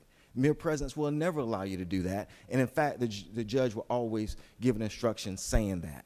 But yet, in this particular situation, dealing with First Amendment, we're saying mere presence will make you guilty of a misdemeanor. This particular statute is not going to be ruled to be constitutional. That's why in Florida and Texas it's already been overruled. It's just too vague. And not only is it concerns for constitutional amendment concerns, there's concerns about even the sovereign immunity that we talked about. So based upon all of that, Mr. President, I rise in opposition to this, and I know my time is there, but if anyone does have any questions, if I can take any, if anyone has any questions, Mr. President. With that, I yield the will. You have questions. Sorry, I didn't push the button. Apologize for that. Chair recognizes the senator from the 10th with a question. Thank you, Mr. President. Would the senator yield? Yes. Senator, I'm very intrigued by what you just said. So let me just kind of give you a scenario. If I'm in a shopping center and a mob happens to go through a shopping center and creates damage and destroys property, could I be liable under this If a person statute? was trying to say that you were knowingly participating in it, but you can knowingly participate in the march, no problem. But you're exactly right. So you're in the march, and the mob does whatever. This statute basically doesn't say there's no limitation to it. You then would be basically in violation of this particular statute, just by being present, because there's no limitation to it at all. Senator, further yield? Yes. So I'm in Central Park, and a group comes to Central Park, and they're creating a disturbance. And all of a sudden, I move because it's instinctive to move away from that crowd. In a situation like that, could I be held liable under these statutes? If a person was thinking that you were part of that Yes. particular thing, absolutely. Well, without actually doing anything. Somebody says, well, he was walking with them too, under this particular statute. I think the way it's worded, it's not necessarily the intent, but the way it's worded, absolutely. So isn't it correct to kind of sum it up to say that you basically guilty by association? And that's what I was talking about mere presence. 'Cause normally you can't do it, but in this particular situation, mere presence would make you guilty. Thank you, Senator. Chair recognizes the senator from the 33rd with a question. Thank you, Mr. President. Will the senator yield? Yes. Senator, are most of these offenses already covered by statutes of the law, or? Right, so most of them are going to be covered. So dealing with the one I just looked at, which was dealing with basically using severe language or oppressive language, that's covered under 161139, which is disorderly conduct, which basically says you can't use fighting words to somebody or offensive language. That's a misdemeanor. But it applies to the individual. And so it applies, this doesn't apply to the individual. This just says if you knowingly participate with 2 or more people and someone is using that language, then you also now are going to be possibly found guilty of a misdemeanor. So absolutely, if somebody's marching and they're using fighting words, as we say, it's disorderly conduct. 161139 is a misdemeanor. You can charge them with that. That already exists. There's no reason to do this. Chair recognizes the minority leader with a question. Thank you, Mr. President. Senator Yield. Yes. Senator, is it not true that there are right-wing groups, left-wing groups, constitutional lawyers, and even county and city lobbyists that oppose this legislation? That's correct, because it can cut both ways. It can go both ways. I mean, it's all fun and games when you think you're going after somebody that you don't like, until a position that you do like, you're doing the march, and the person's come and grab you and arrest you for the misdemeanor. So, Senator, you further yield? Yes. So can you think of one good reason why we should move forward with this legislation? Is it not true? Correct. I cannot, because many of these things are already covered. And not only is it covered, one of the things, and as I mentioned, which may not be popular, not necessarily popular, but I'm very concerned about that immunity issue that we talked about with the deputies. I'm very concerned with that. And I've always mentioned that I was concerned with that. Thank you, Senator. Okay. I'll take one more. I believe the senator's time has expired. Okay, thank you, Mr. President. Yeah, thank you. Chair recognizes the senator from the 29th to close the debate.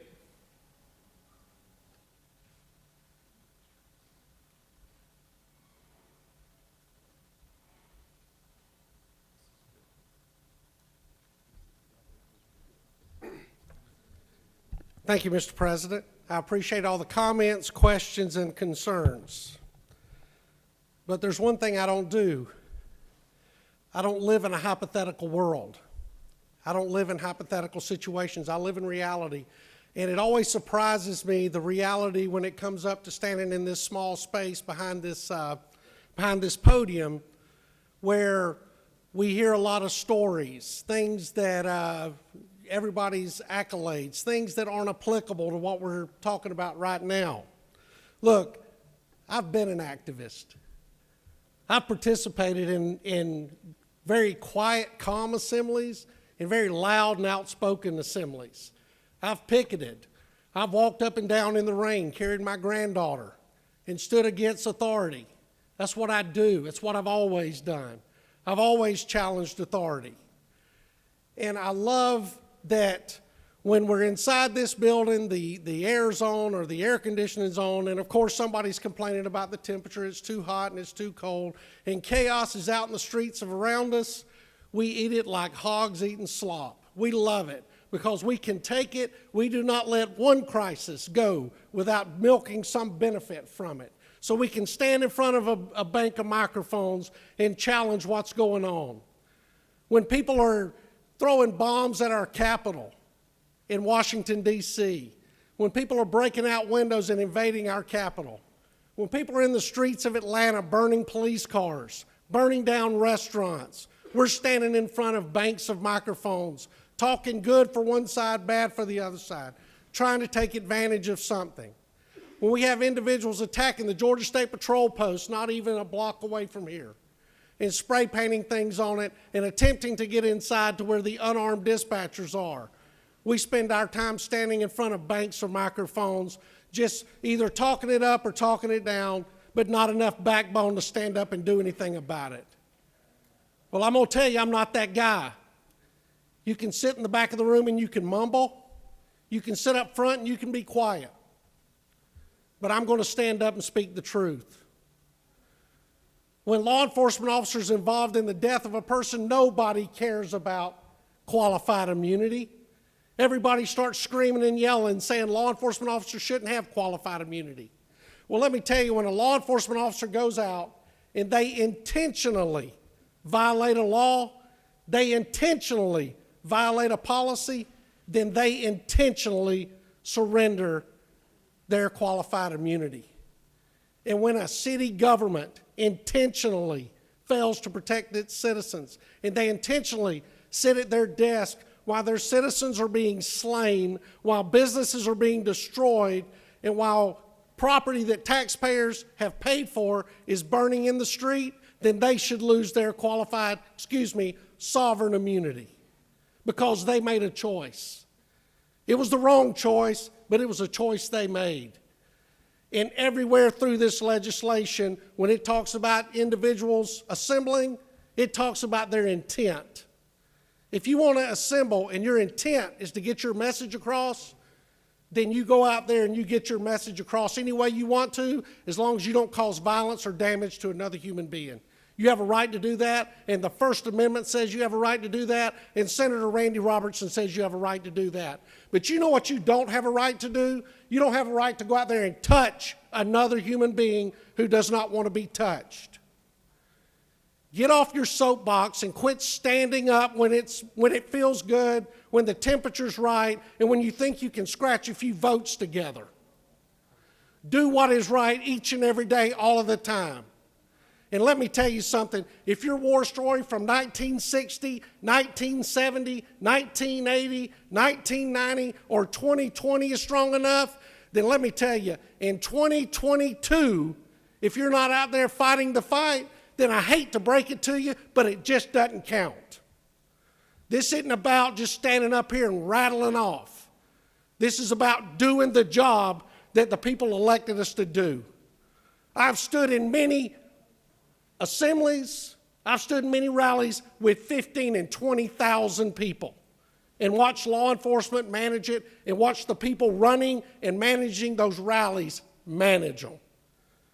And never did I walk away with anybody dead.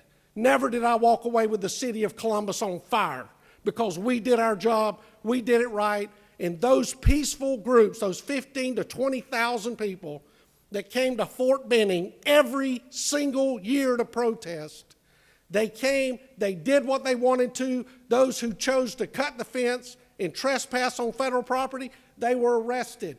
Nobody was beaten, nobody died, and everybody went home after it was all over, because we did things the right way. And this piece of legislation right here holds every city in the state of Georgia to that same standard and that same level. So let's read the legislation, read every word in the legislation, and do what is right to protect the citizens who want to go out and express their freedom of speech. I don't care what it is. This isn't a Democratic bill. This isn't a Republican bill. This is an American bill, and I'm proud of it. And I'm going to tell you, I'm always going to speak. I can talk with handcuffs on and handcuffs off. Thank you, Mr. President. I yield the well. Senator has yielded the well, and the debate has been closed. We'll take up amendment number 1. Is there objection to adoption of amendment number 1? The chair hears none, and amendment number 1 is adopted. The question now is on the adoption of the committee substitute as amended. Is there objection to adoption of the committee substitute as amended? Chair hears none, and the committee substitute as amended is adopted. Is there objection to agreeing to the report of the committee which is favorable to the passage of the bill? The chair hears none. The report of the committee is agreed to. Is there objection to the main question being ordered? The chair hears none, and the main question is ordered. Question on the passage of the bill by substitute. All those in favor vote yea. Opposed, nay. The secretary will unlock the machine.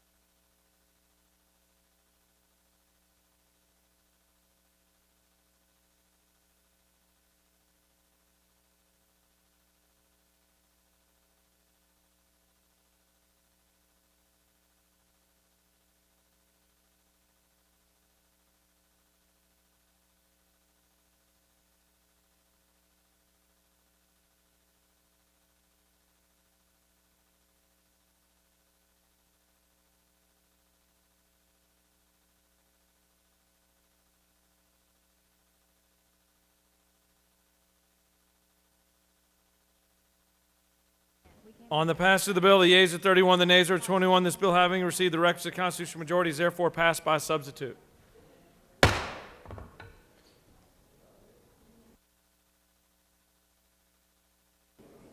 Chair recognizes the pro tem for a motion. Mr. President, I move that we take Senate Bill 588 off the table. Ms. Secretary, can you please read the caption of Senate Bill 588? Senate Bill 588, a bill by Senators Miller of the 49th and others, a bill to be entitled an act to amend Article 3 of Chapter 2 of Title 20 of the OCGA relating to local boards of education so as to provide that all meetings of local boards of education shall be open to the public except as otherwise provided by law, to provide that members of the public shall not be removed from such public meetings except for actual disruption and in accordance with rules adopted and published by the local board of education, to provide that visual and recording shall be permitted at such public meetings and for other purposes. Mr. President, the Senate Committee on Education and Youth recommends that this bill do pass. Respectfully submitted, Senator Payne of the 54th District Chairman. That completes the order, Mr. President. The pro tem has asked for unanimous consent that Senate Bill 588 be taken off the table. Is there objection? The chair hears none, and Senate Bill 588 is removed from the table. The chair recognizes the pro tem to speak to the measure. Thank you, Mr. President. I'll be brief in this late hour. Senate Bill, I bring before you Senate Bill 588. This bill provides that all meetings of local school boards must be open to the public, and specifically provides that no member of the public shall be removed from the meeting except for disruptions of the proceedings in accordance with the rules of the conduct of the meeting. Additionally, visual and audio recordings must be permitted at all public meetings. That doesn't mean executive meetings, all public meetings, and grants that state superior court could enforce, and including direction of the discretion of the award of attorney fees and other litigation costs. This was fully vetted in the Education Committee. We had lots of testimony and for and against, and I would ask for your favorable consideration. And again, in the interest of time, I will yield the well. Thank you, Mr. President. Senator has yielded the well. The chair recognizes the senator from the 42nd to speak to the measure.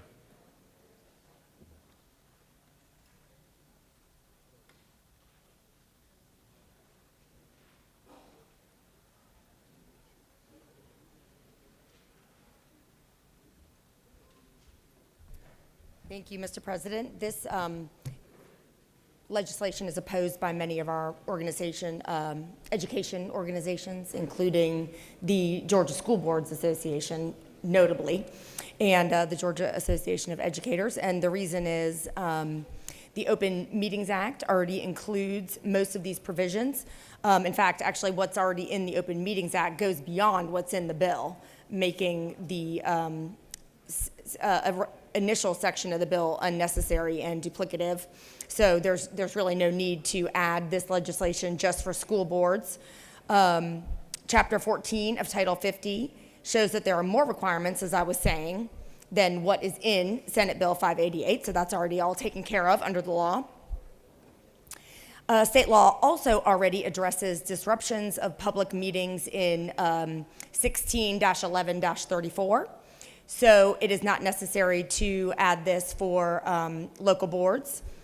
They do not need to address this in their codes of conduct because it's already taken care of in the current law. So, you know, this legislation in summary is unnecessary, duplicative, again, taking aim at the actions of duly elected local officials who have been duly elected to manage their own affairs, and sends the message that we do not trust and believe in what school boards are doing. The other thing I might add is if there are irate parents who have been going down and screaming at their school board members over masks or the like, certainly I'm not a yes vote to send the message that we think that behavior is appropriate. And it seems to be driven, per the conduct of people in committee, it seems to be driven by those sorts of folks who have been loud and ornery and disrespectful and disrupted proceedings of our school board members as they were trying to navigate the pandemic. So I just think it's A, unnecessary, and B, sends the wrong message to pander to these individuals who, frankly, have not been operating in good faith and should be allowed to be removed from meetings when our boards have to address the safety of the public and the safety of children on school grounds. So I urge a no vote, and with that, Mr. President, I yield the well. Senator has yielded the well. Does any other senator wish to speak for or against the measure? The chair sees none. Is there objection to agreeing to the report of the committee which is favorable to the passage of the bill? The chair hears none. The report of the committee is agreed to. Is there objection to the main question being ordered? The chair hears none, and the main question is ordered. Questions on the passage of the bill? All those in favor vote yea. Opposed, nay. The secretary will unlock the machine.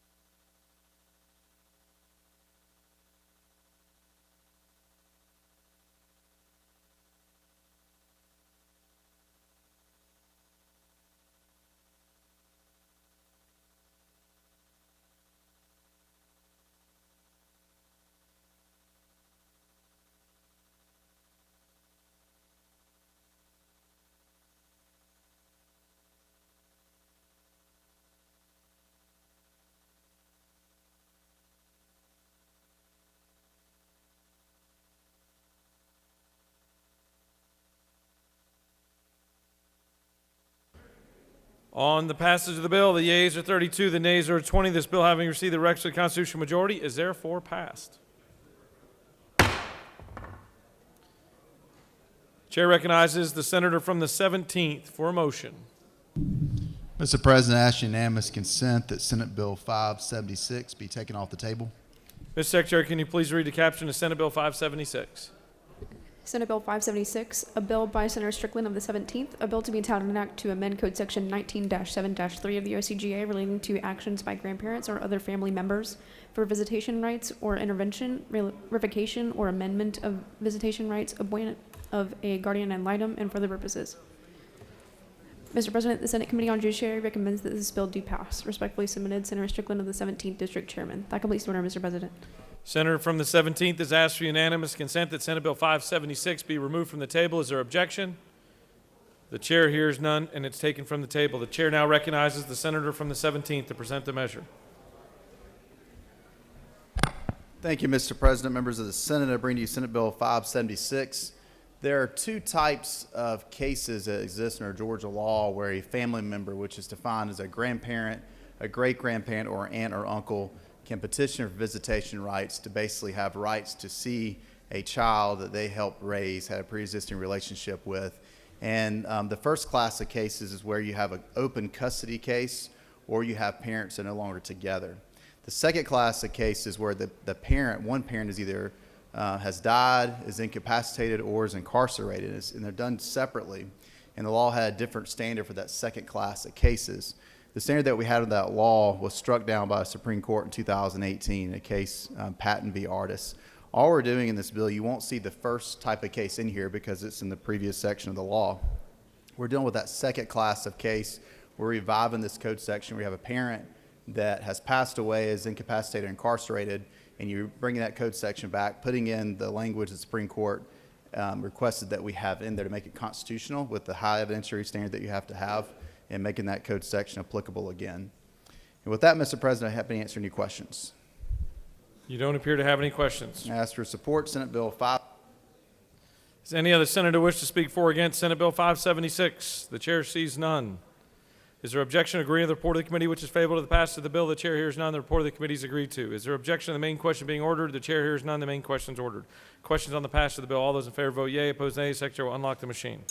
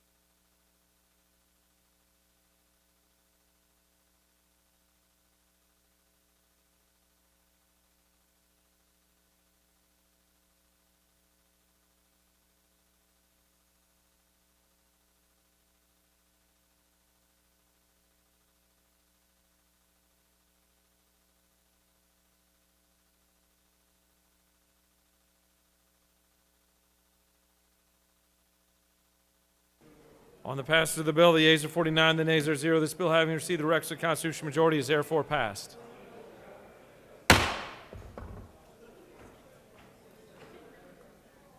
Chair recognizes the senator from the 37th for a motion.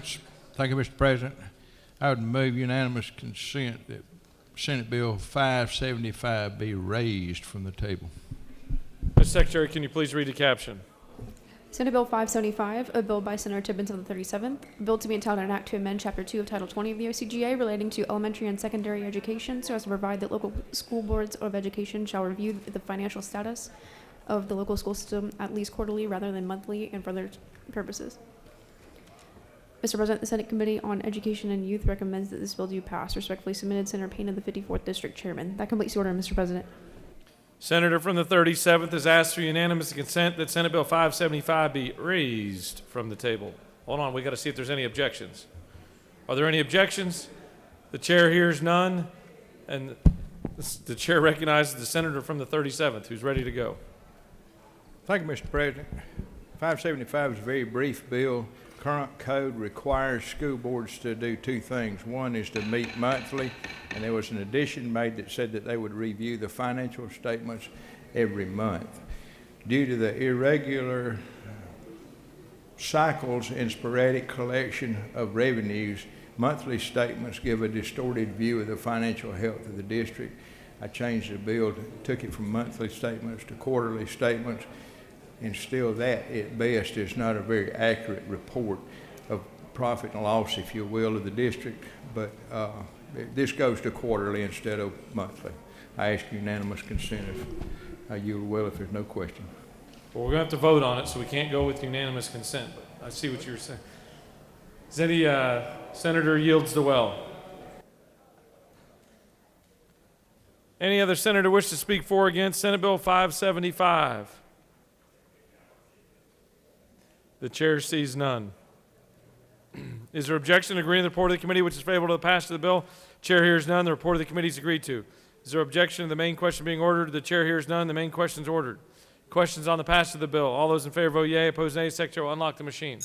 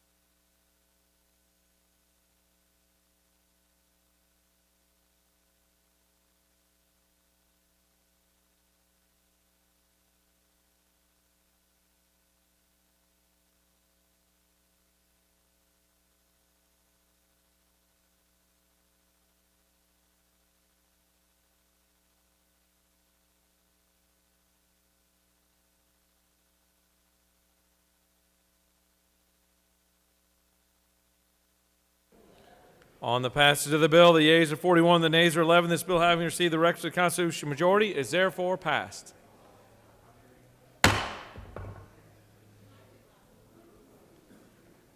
Chair recognizes the senator from the 54th for motion. Yes, Mr. President, I ask for unanimous consent to have Senate Bill 512 removed from the table. Mr. Secretary, can you please read the caption of Senate Bill 512? Senate Bill 512, a bill by Senators Payne of the 54th and others, a bill to be entitled an act to amend Part 1 of Article 2 of Chapter 12 of Title 16 of the OCGA relating to gambling so as to revise provisions relative to dog fighting, to prohibit animal fighting, to prohibit possession or sale of animal fighting-related objects, and for other purposes. Mr. President, the Senate Committee on Agriculture and Consumer Affairs recommends that this bill do pass by substitute. Respectfully submitted, Senator Walker of the 20th District Chairman. Mr. President, Senate Committee on Agriculture and Consumer Affairs offered the following substitute to Senate Bill 512, a bill to be entitled an act to amend Part 1 of Article 2 of Chapter 12 of Title 16 of the OCGA relating to gambling so as to revise provisions relative to dog fighting, to prohibit fighting of dogs and gamecocks, and for other purposes.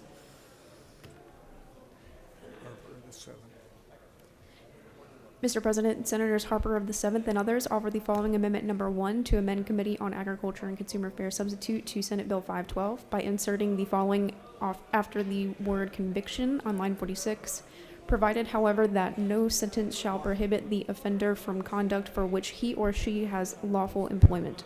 That completes the order, Mr. President.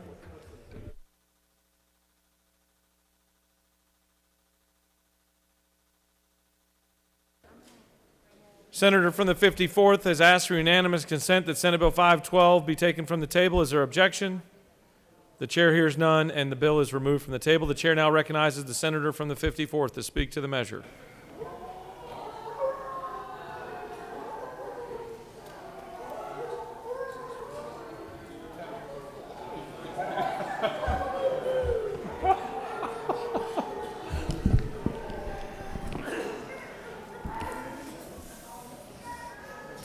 The room's full of comedians today. Thank you, Mr. President and fellow senators. Today I bring Senate Bill 512. I know this is a laughing matter, and it's very comical to think about the chickens, but in a serious way, this is a serious matter, so I'd just like to bring your attention to it. This bill simply seeks to update the dog fighting statute this body passed in 2008, and only to outlaw cockfighting in addition to dog fighting. Equally significant, this bill also makes it illegal to take a minor to attend any animal fight. The same as dog fighting events once were, cockfighting events are often tied to other serious crimes such as drug trafficking and even human trafficking. And this is the truth, as inhumane activity begets inhumane activity, and violence does beget violence. I had the question asked to me earlier today, well, what about human sports fighting? And I think that that's the difference in where this bill gets real serious. In the human sports fighting, there's not a death involved. And that's what these animals are doing, is they're trained and raised to fight to the death. And surely we are better as a state and a society than that. So I just ask for your favorable consideration on this, and if there's no questions, Mr. President, I will yield the will. You've got a question. Chair recognizes the distinguished rules chairman. Thank you, Mr. President. Senator Yield. Yes, sir. Of course, for you, sir, I certainly will. Now, isn't it true that my neighbor has about 100 roosters, and they all have their own apartment complex with a fenced-in area? They're in a gated community, and isn't it true? The senator knows of which he speaks. Could you tell me what do you think they might be doing? In that gated community? Yes. I'll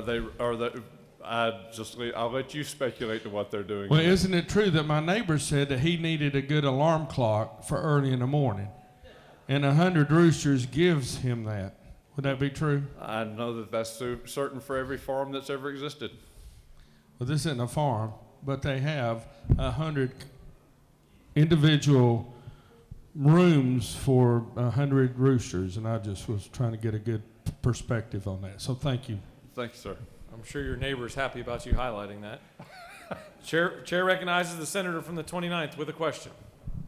Does the senator yield? Absolutely, sir. Senator, does your legislation impact the industry here in Georgia that allows individuals to grow roosters and hens and use them for showing in fairs or other types of festivals through 4-H and anything? Absolutely, in no way. It's the same as people today. It's illegal already on the books to have dog fighting, and people can still show dogs. The senator further yield? Yes, sir. Senator, is it not true that in many gang activities discovered in rural Georgia that a lot of times those gangs, a lot of the hobbies and weekend things they participate in are the fighting of gamecocks and dogs? Yes, sir. It is absolutely true. Is it not also true that drug trafficking and sex trafficking are also involved with those gangs that participate in these activities? Yes, sir. It's absolutely true. Thank you, Senator. There was an article in the AJC just from last year where a major meth lab was busted, and on the premises they also found all the materials and the cocks for cockfighting. So it is related to much more serious crimes. Would you like to speak to the amendment or? The amendment is a friendly amendment, and I would ask for your support of amendment number 1 as well. Mr. President, if there's no questions. You have no more questions. Thanks, sir. Chair recognizes the senator from the 7th to speak to the amendment. I was hoping he'd give us more than 50. Thank you, Mr. President. As the author spoke, Senator from the 54th, he signed the amendment, as did every member of the Ag Committee, except for one member that I couldn't track down. But basically, what this amendment does is ensures that in regards to the underlying bill, it doesn't take away from the intent of the bill, but it just ensures that individuals that may get caught up in this, if they're lawfully employed or owned operations, that they wouldn't lose their job or otherwise lose their source of income, because the word species is pretty overreaching when you read it and you take it in conjunction with the rest of the bill. So it just ensures that if you own a poultry operation or other operations, that you can continue to be employed or continue to own such operation. And that's what the amendment does, Mr. President. I'd be happy to answer questions if there are any. Chair recognizes the senator from the 42nd with a question. Thank you, Mr. President. Will the senator yield? I'll yield. Thank you, Senator. I'm just trying to make sure I understand your amendment, and I just don't think I do. So I wanted to ask you a question or two. So line 43 says, as part of the court could prohibit the offender from owning, possessing, or exercising control over any animal within the species for which the conviction is based. So your amendment would make it, if you were convicted of dog fighting, you could still work at the chicken factory. Can you elaborate a little bit more? Well, for me, please? yeah, that's exactly. Or if you were convicted of fighting game birds, you could still raise quail, because quail is a form of poultry. It falls in the same species, and you would not be prevented from working on a chicken farm. You would not be prevented from owning a chicken farm, because those are two completely different aspects when you're looking at it, but they do fall in the same species. And so in the committee, we were having a hard time trying to figure out how to say you can't own any animals that would be used solely for fighting. And this was the amendment that we were able to come up with for the today and bring it before the floor to address it. So if I own a chicken farm, I'm not, a judge can't take away my source of income. Or if I work on a chicken farm. You know, poultry's one of our largest ag sectors. We're the #1 poultry state in the nation. And from an agriculture perspective, it's an important industry in Georgia. There are a lot of people employed in the poultry industry. This amendment just ensures that we're not impacting those that work in the industry solely for the production of food.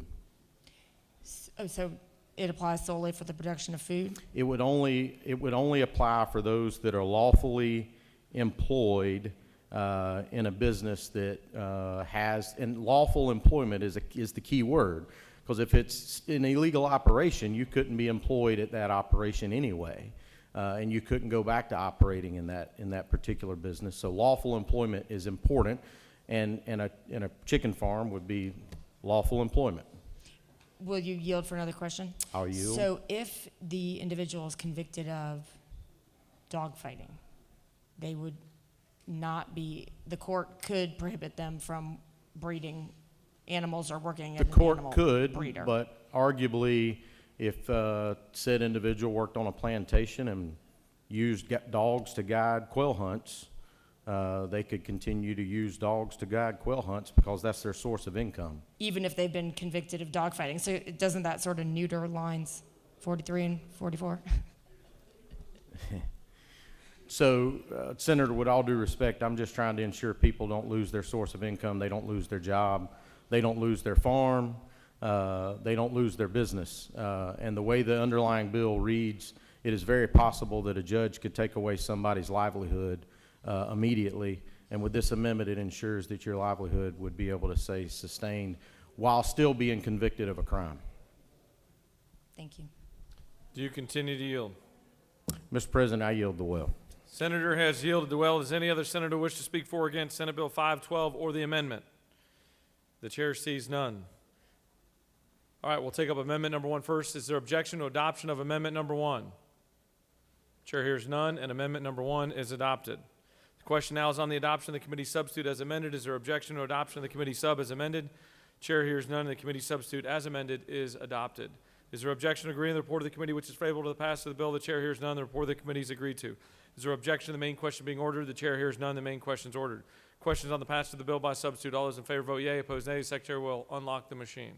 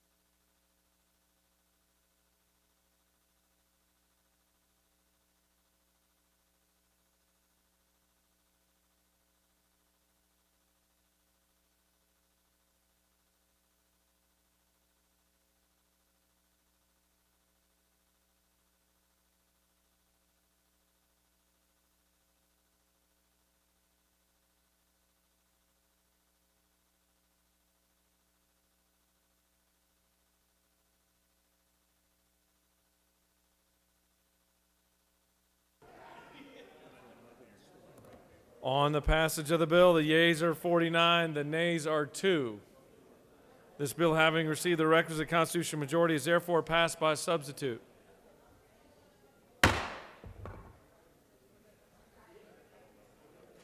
Chair recognizes the senator from the 39th for a motion. Thank you, Mr. President. I ask for unanimous consent to move SB 543 from the table. Ms. Secretary, can you please read the caption of Senate Bill 543? Senate Bill 543, a bill by Senators Halpern of the 39th and others, a bill to be entitled an act to amend Chapter 4 of Title 51 of the OCGA relating to wrongful death so as to provide that a parent who is determined to be responsible for the homicide of his or her child shall have no right of recovery against the value of the child's life and for other purposes. Mr. President, the Senate Committee on Judiciary recommends that this bill do pass. Respectfully submitted, Senator Strickland of the 17th District Chairman. That completes the order, Mr. President. Senator from the 39th has asked for unanimous consent that Senate Bill 543 be removed from the table. Is there objection? Chair hears none, and it's taken off the table. The chair now recognizes the senator from the 39th to present the measure.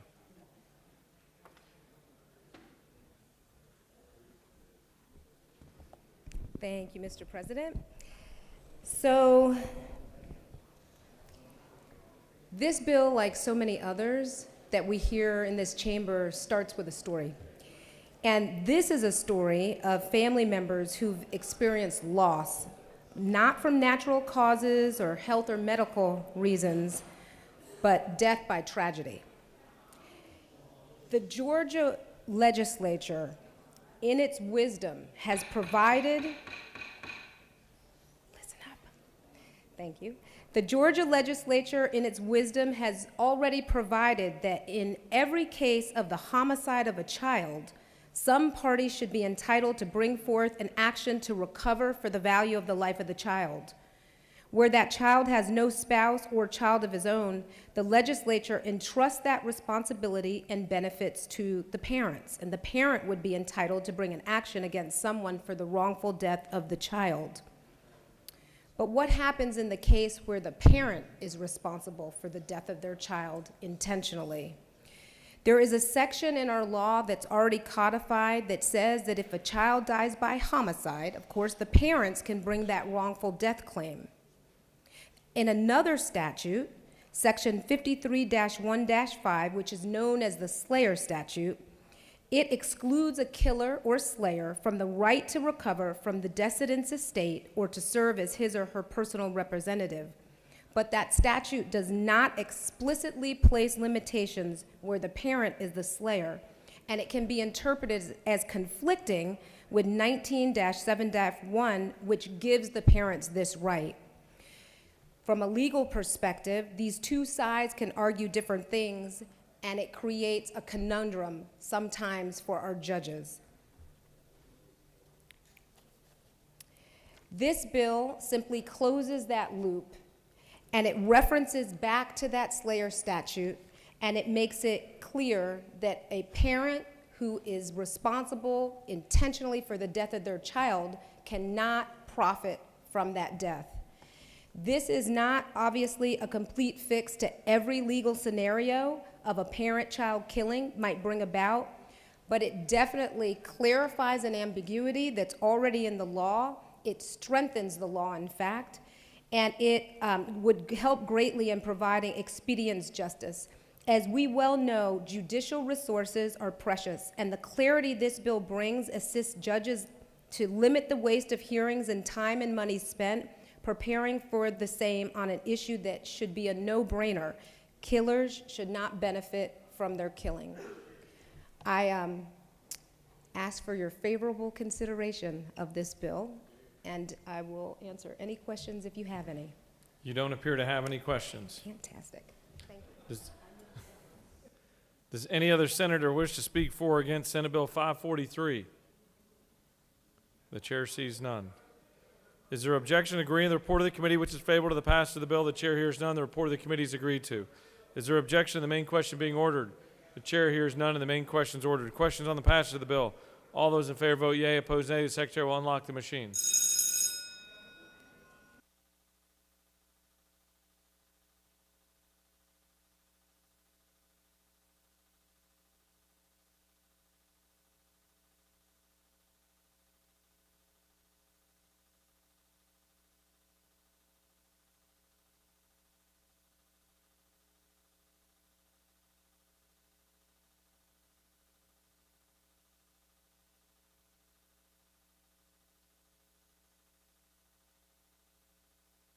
For what purpose does the senator from the 25th rise?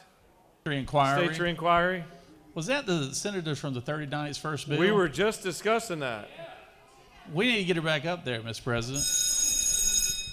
For what purpose does the senator from the 39th rise? Such a serious issue that we cannot haze the senator from the 39th on this bill. That's never slowed anybody down. Chair recognizes the majority leader. Thank you, Mr. President. Isn't it true that she has another bill up for consideration today, and we reserve the right? I certainly hope the gentleman knows of what he speaks. All right, where are we at here? On the passage of the bill, the yeas are 52, the nays are 0. This bill, having received the requisite constitutional majority, is therefore passed quietly. For now. Chair recognizes the senator from the 37th. Thank you, Mr. President. I would move that Senate Bill 498 be raised from the table. Mr. Secretary, can you please read the caption of Senate Bill 498?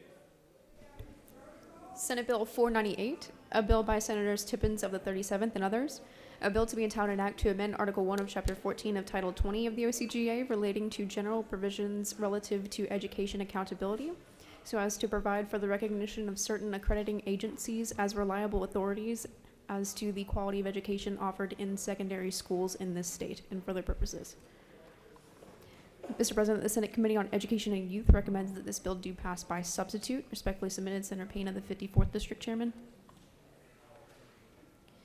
Mr. President, the Senate Committee on Education and Youth offered the following substitute to Senate Bill 498, a bill to be entitled an act to amend Article 1 of Chapter 14 of Title 20 of the OCGA relating to general provisions relative to education accountability, so as to provide for the recognition of certain accrediting agencies as reliable authorities as to the quality of education offered in the secondary schools in this state, to provide for the accreditation of secondary schools and local school systems by recognized accrediting agencies, and for other purposes. That completes the order, Mr. President.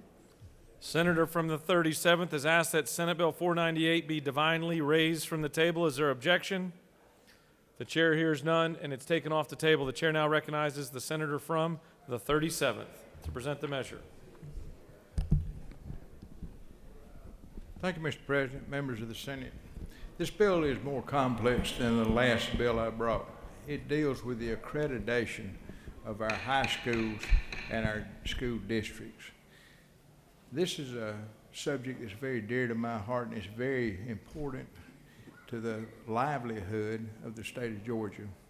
It deals with the quality of education of our high schools, the quality of the education that the students carry with them to the colleges when they go to college. Clearly, this bill deals with the question of academic outcomes, educational outcomes that our high school students gain before they enter post-secondary school.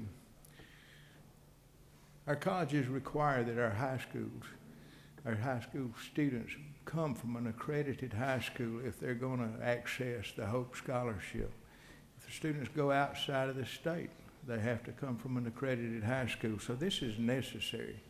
The problem is somewhere along the way, and I say along the way because SAC started in 1895, and the purpose of it was to guarantee the quality and the uniformity of quality in higher education establishments, to make sure that all of the colleges and universities at that time shared the quality programs. I was having a conversation 7 or 8 years ago, and it was during a period of time when the actions of a school board had come under question from SACS. And I asked a SACS representative, I said, tell me this. I understand their behavior is not very good, but show me where the evaluation of the academic performance of the district is. And they told me at that time, they said, well, we don't analyze that as a component of accreditation. And I was astounded, because that's the core business of education, is academic performance. My bill changes the dynamic on that. On accreditation in the state of Georgia going forward, 80% of accreditation will be based on the academic performance and quality of education of the school district and the high schools within that school district. 20% of the accreditation will have to do with financial accountability and efficiencies. This sounds very simple, but this goes to the heart of what education's all about. It's been my experience of some of the actions that I've seen in accreditation in past years. The accreditation process has much more to do with the behavior of the adults than it does the academic performance of the students. You have to ask yourself the question, what is the quality that colleges and universities are looking for in the students that they admit?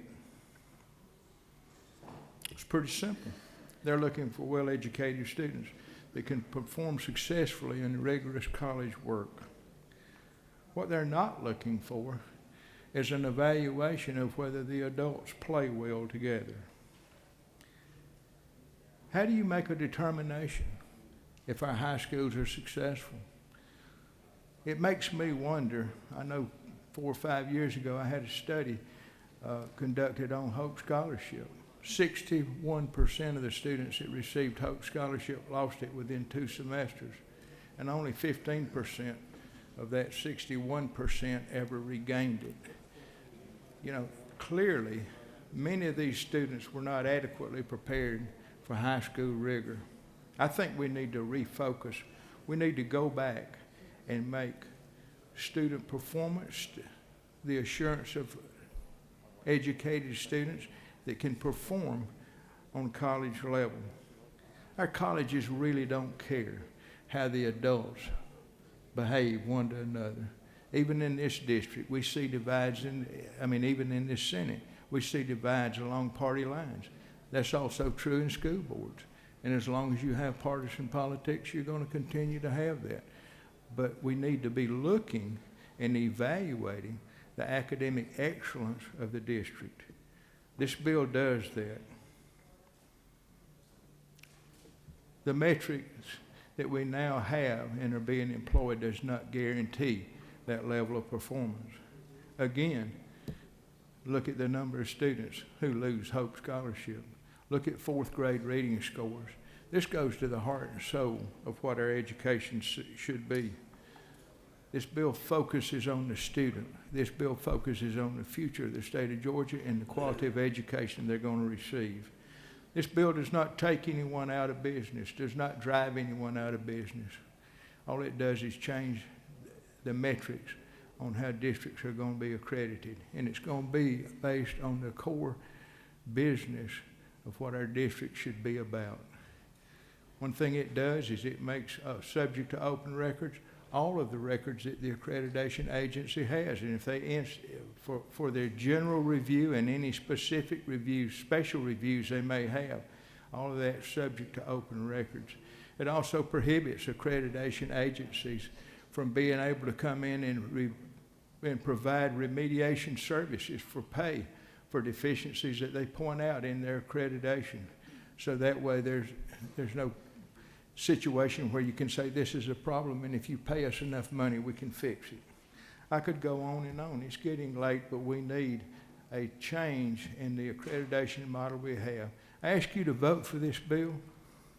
This will be good for the state of Georgia. This will improve our education system because it puts the focus on where it should be. That's the quality of learning that's happening in our school districts. I urge you to vote for the passage of this bill. Mr. President, if there are no questions, I'll yield the will. You have a question. Chair recognizes the senator from the 15th to your right. Thank you, Mr. President. Senator Hill. Absolutely. Senator, I'm curious. I believe you made the comment that the SACS had a long, storied career. It goes way back. And why did they say that they looked at behavior over accreditation? What was the answer? They just said it was not within the scope of their contract. They said that they could add it, but it was going to cost more. And I told them, you know, in country language, I said, I think you got the cart before the horse. I think the evaluation of academics is much more important than adult behavior that you basically have no control over. Thank you, Senator. They just ignored it. Thank you, Senator. Yes, sir. Thank you. You have no more questions. Any other senator wish to speak for or against Senate Bill 498? The chair sees none. The question now is on the adoption of the committee substitute. Is there objection to adoption of the committee sub? Chair hears none. The committee sub is adopted. Is there objection to agree to the report of the committee which is favorable to the passage of the bill? The chair hears none. The report of the committee is agreed to. Is there objection to the main question being ordered? The chair hears none. The main question is ordered. Questions on the passage of the bill by substitute.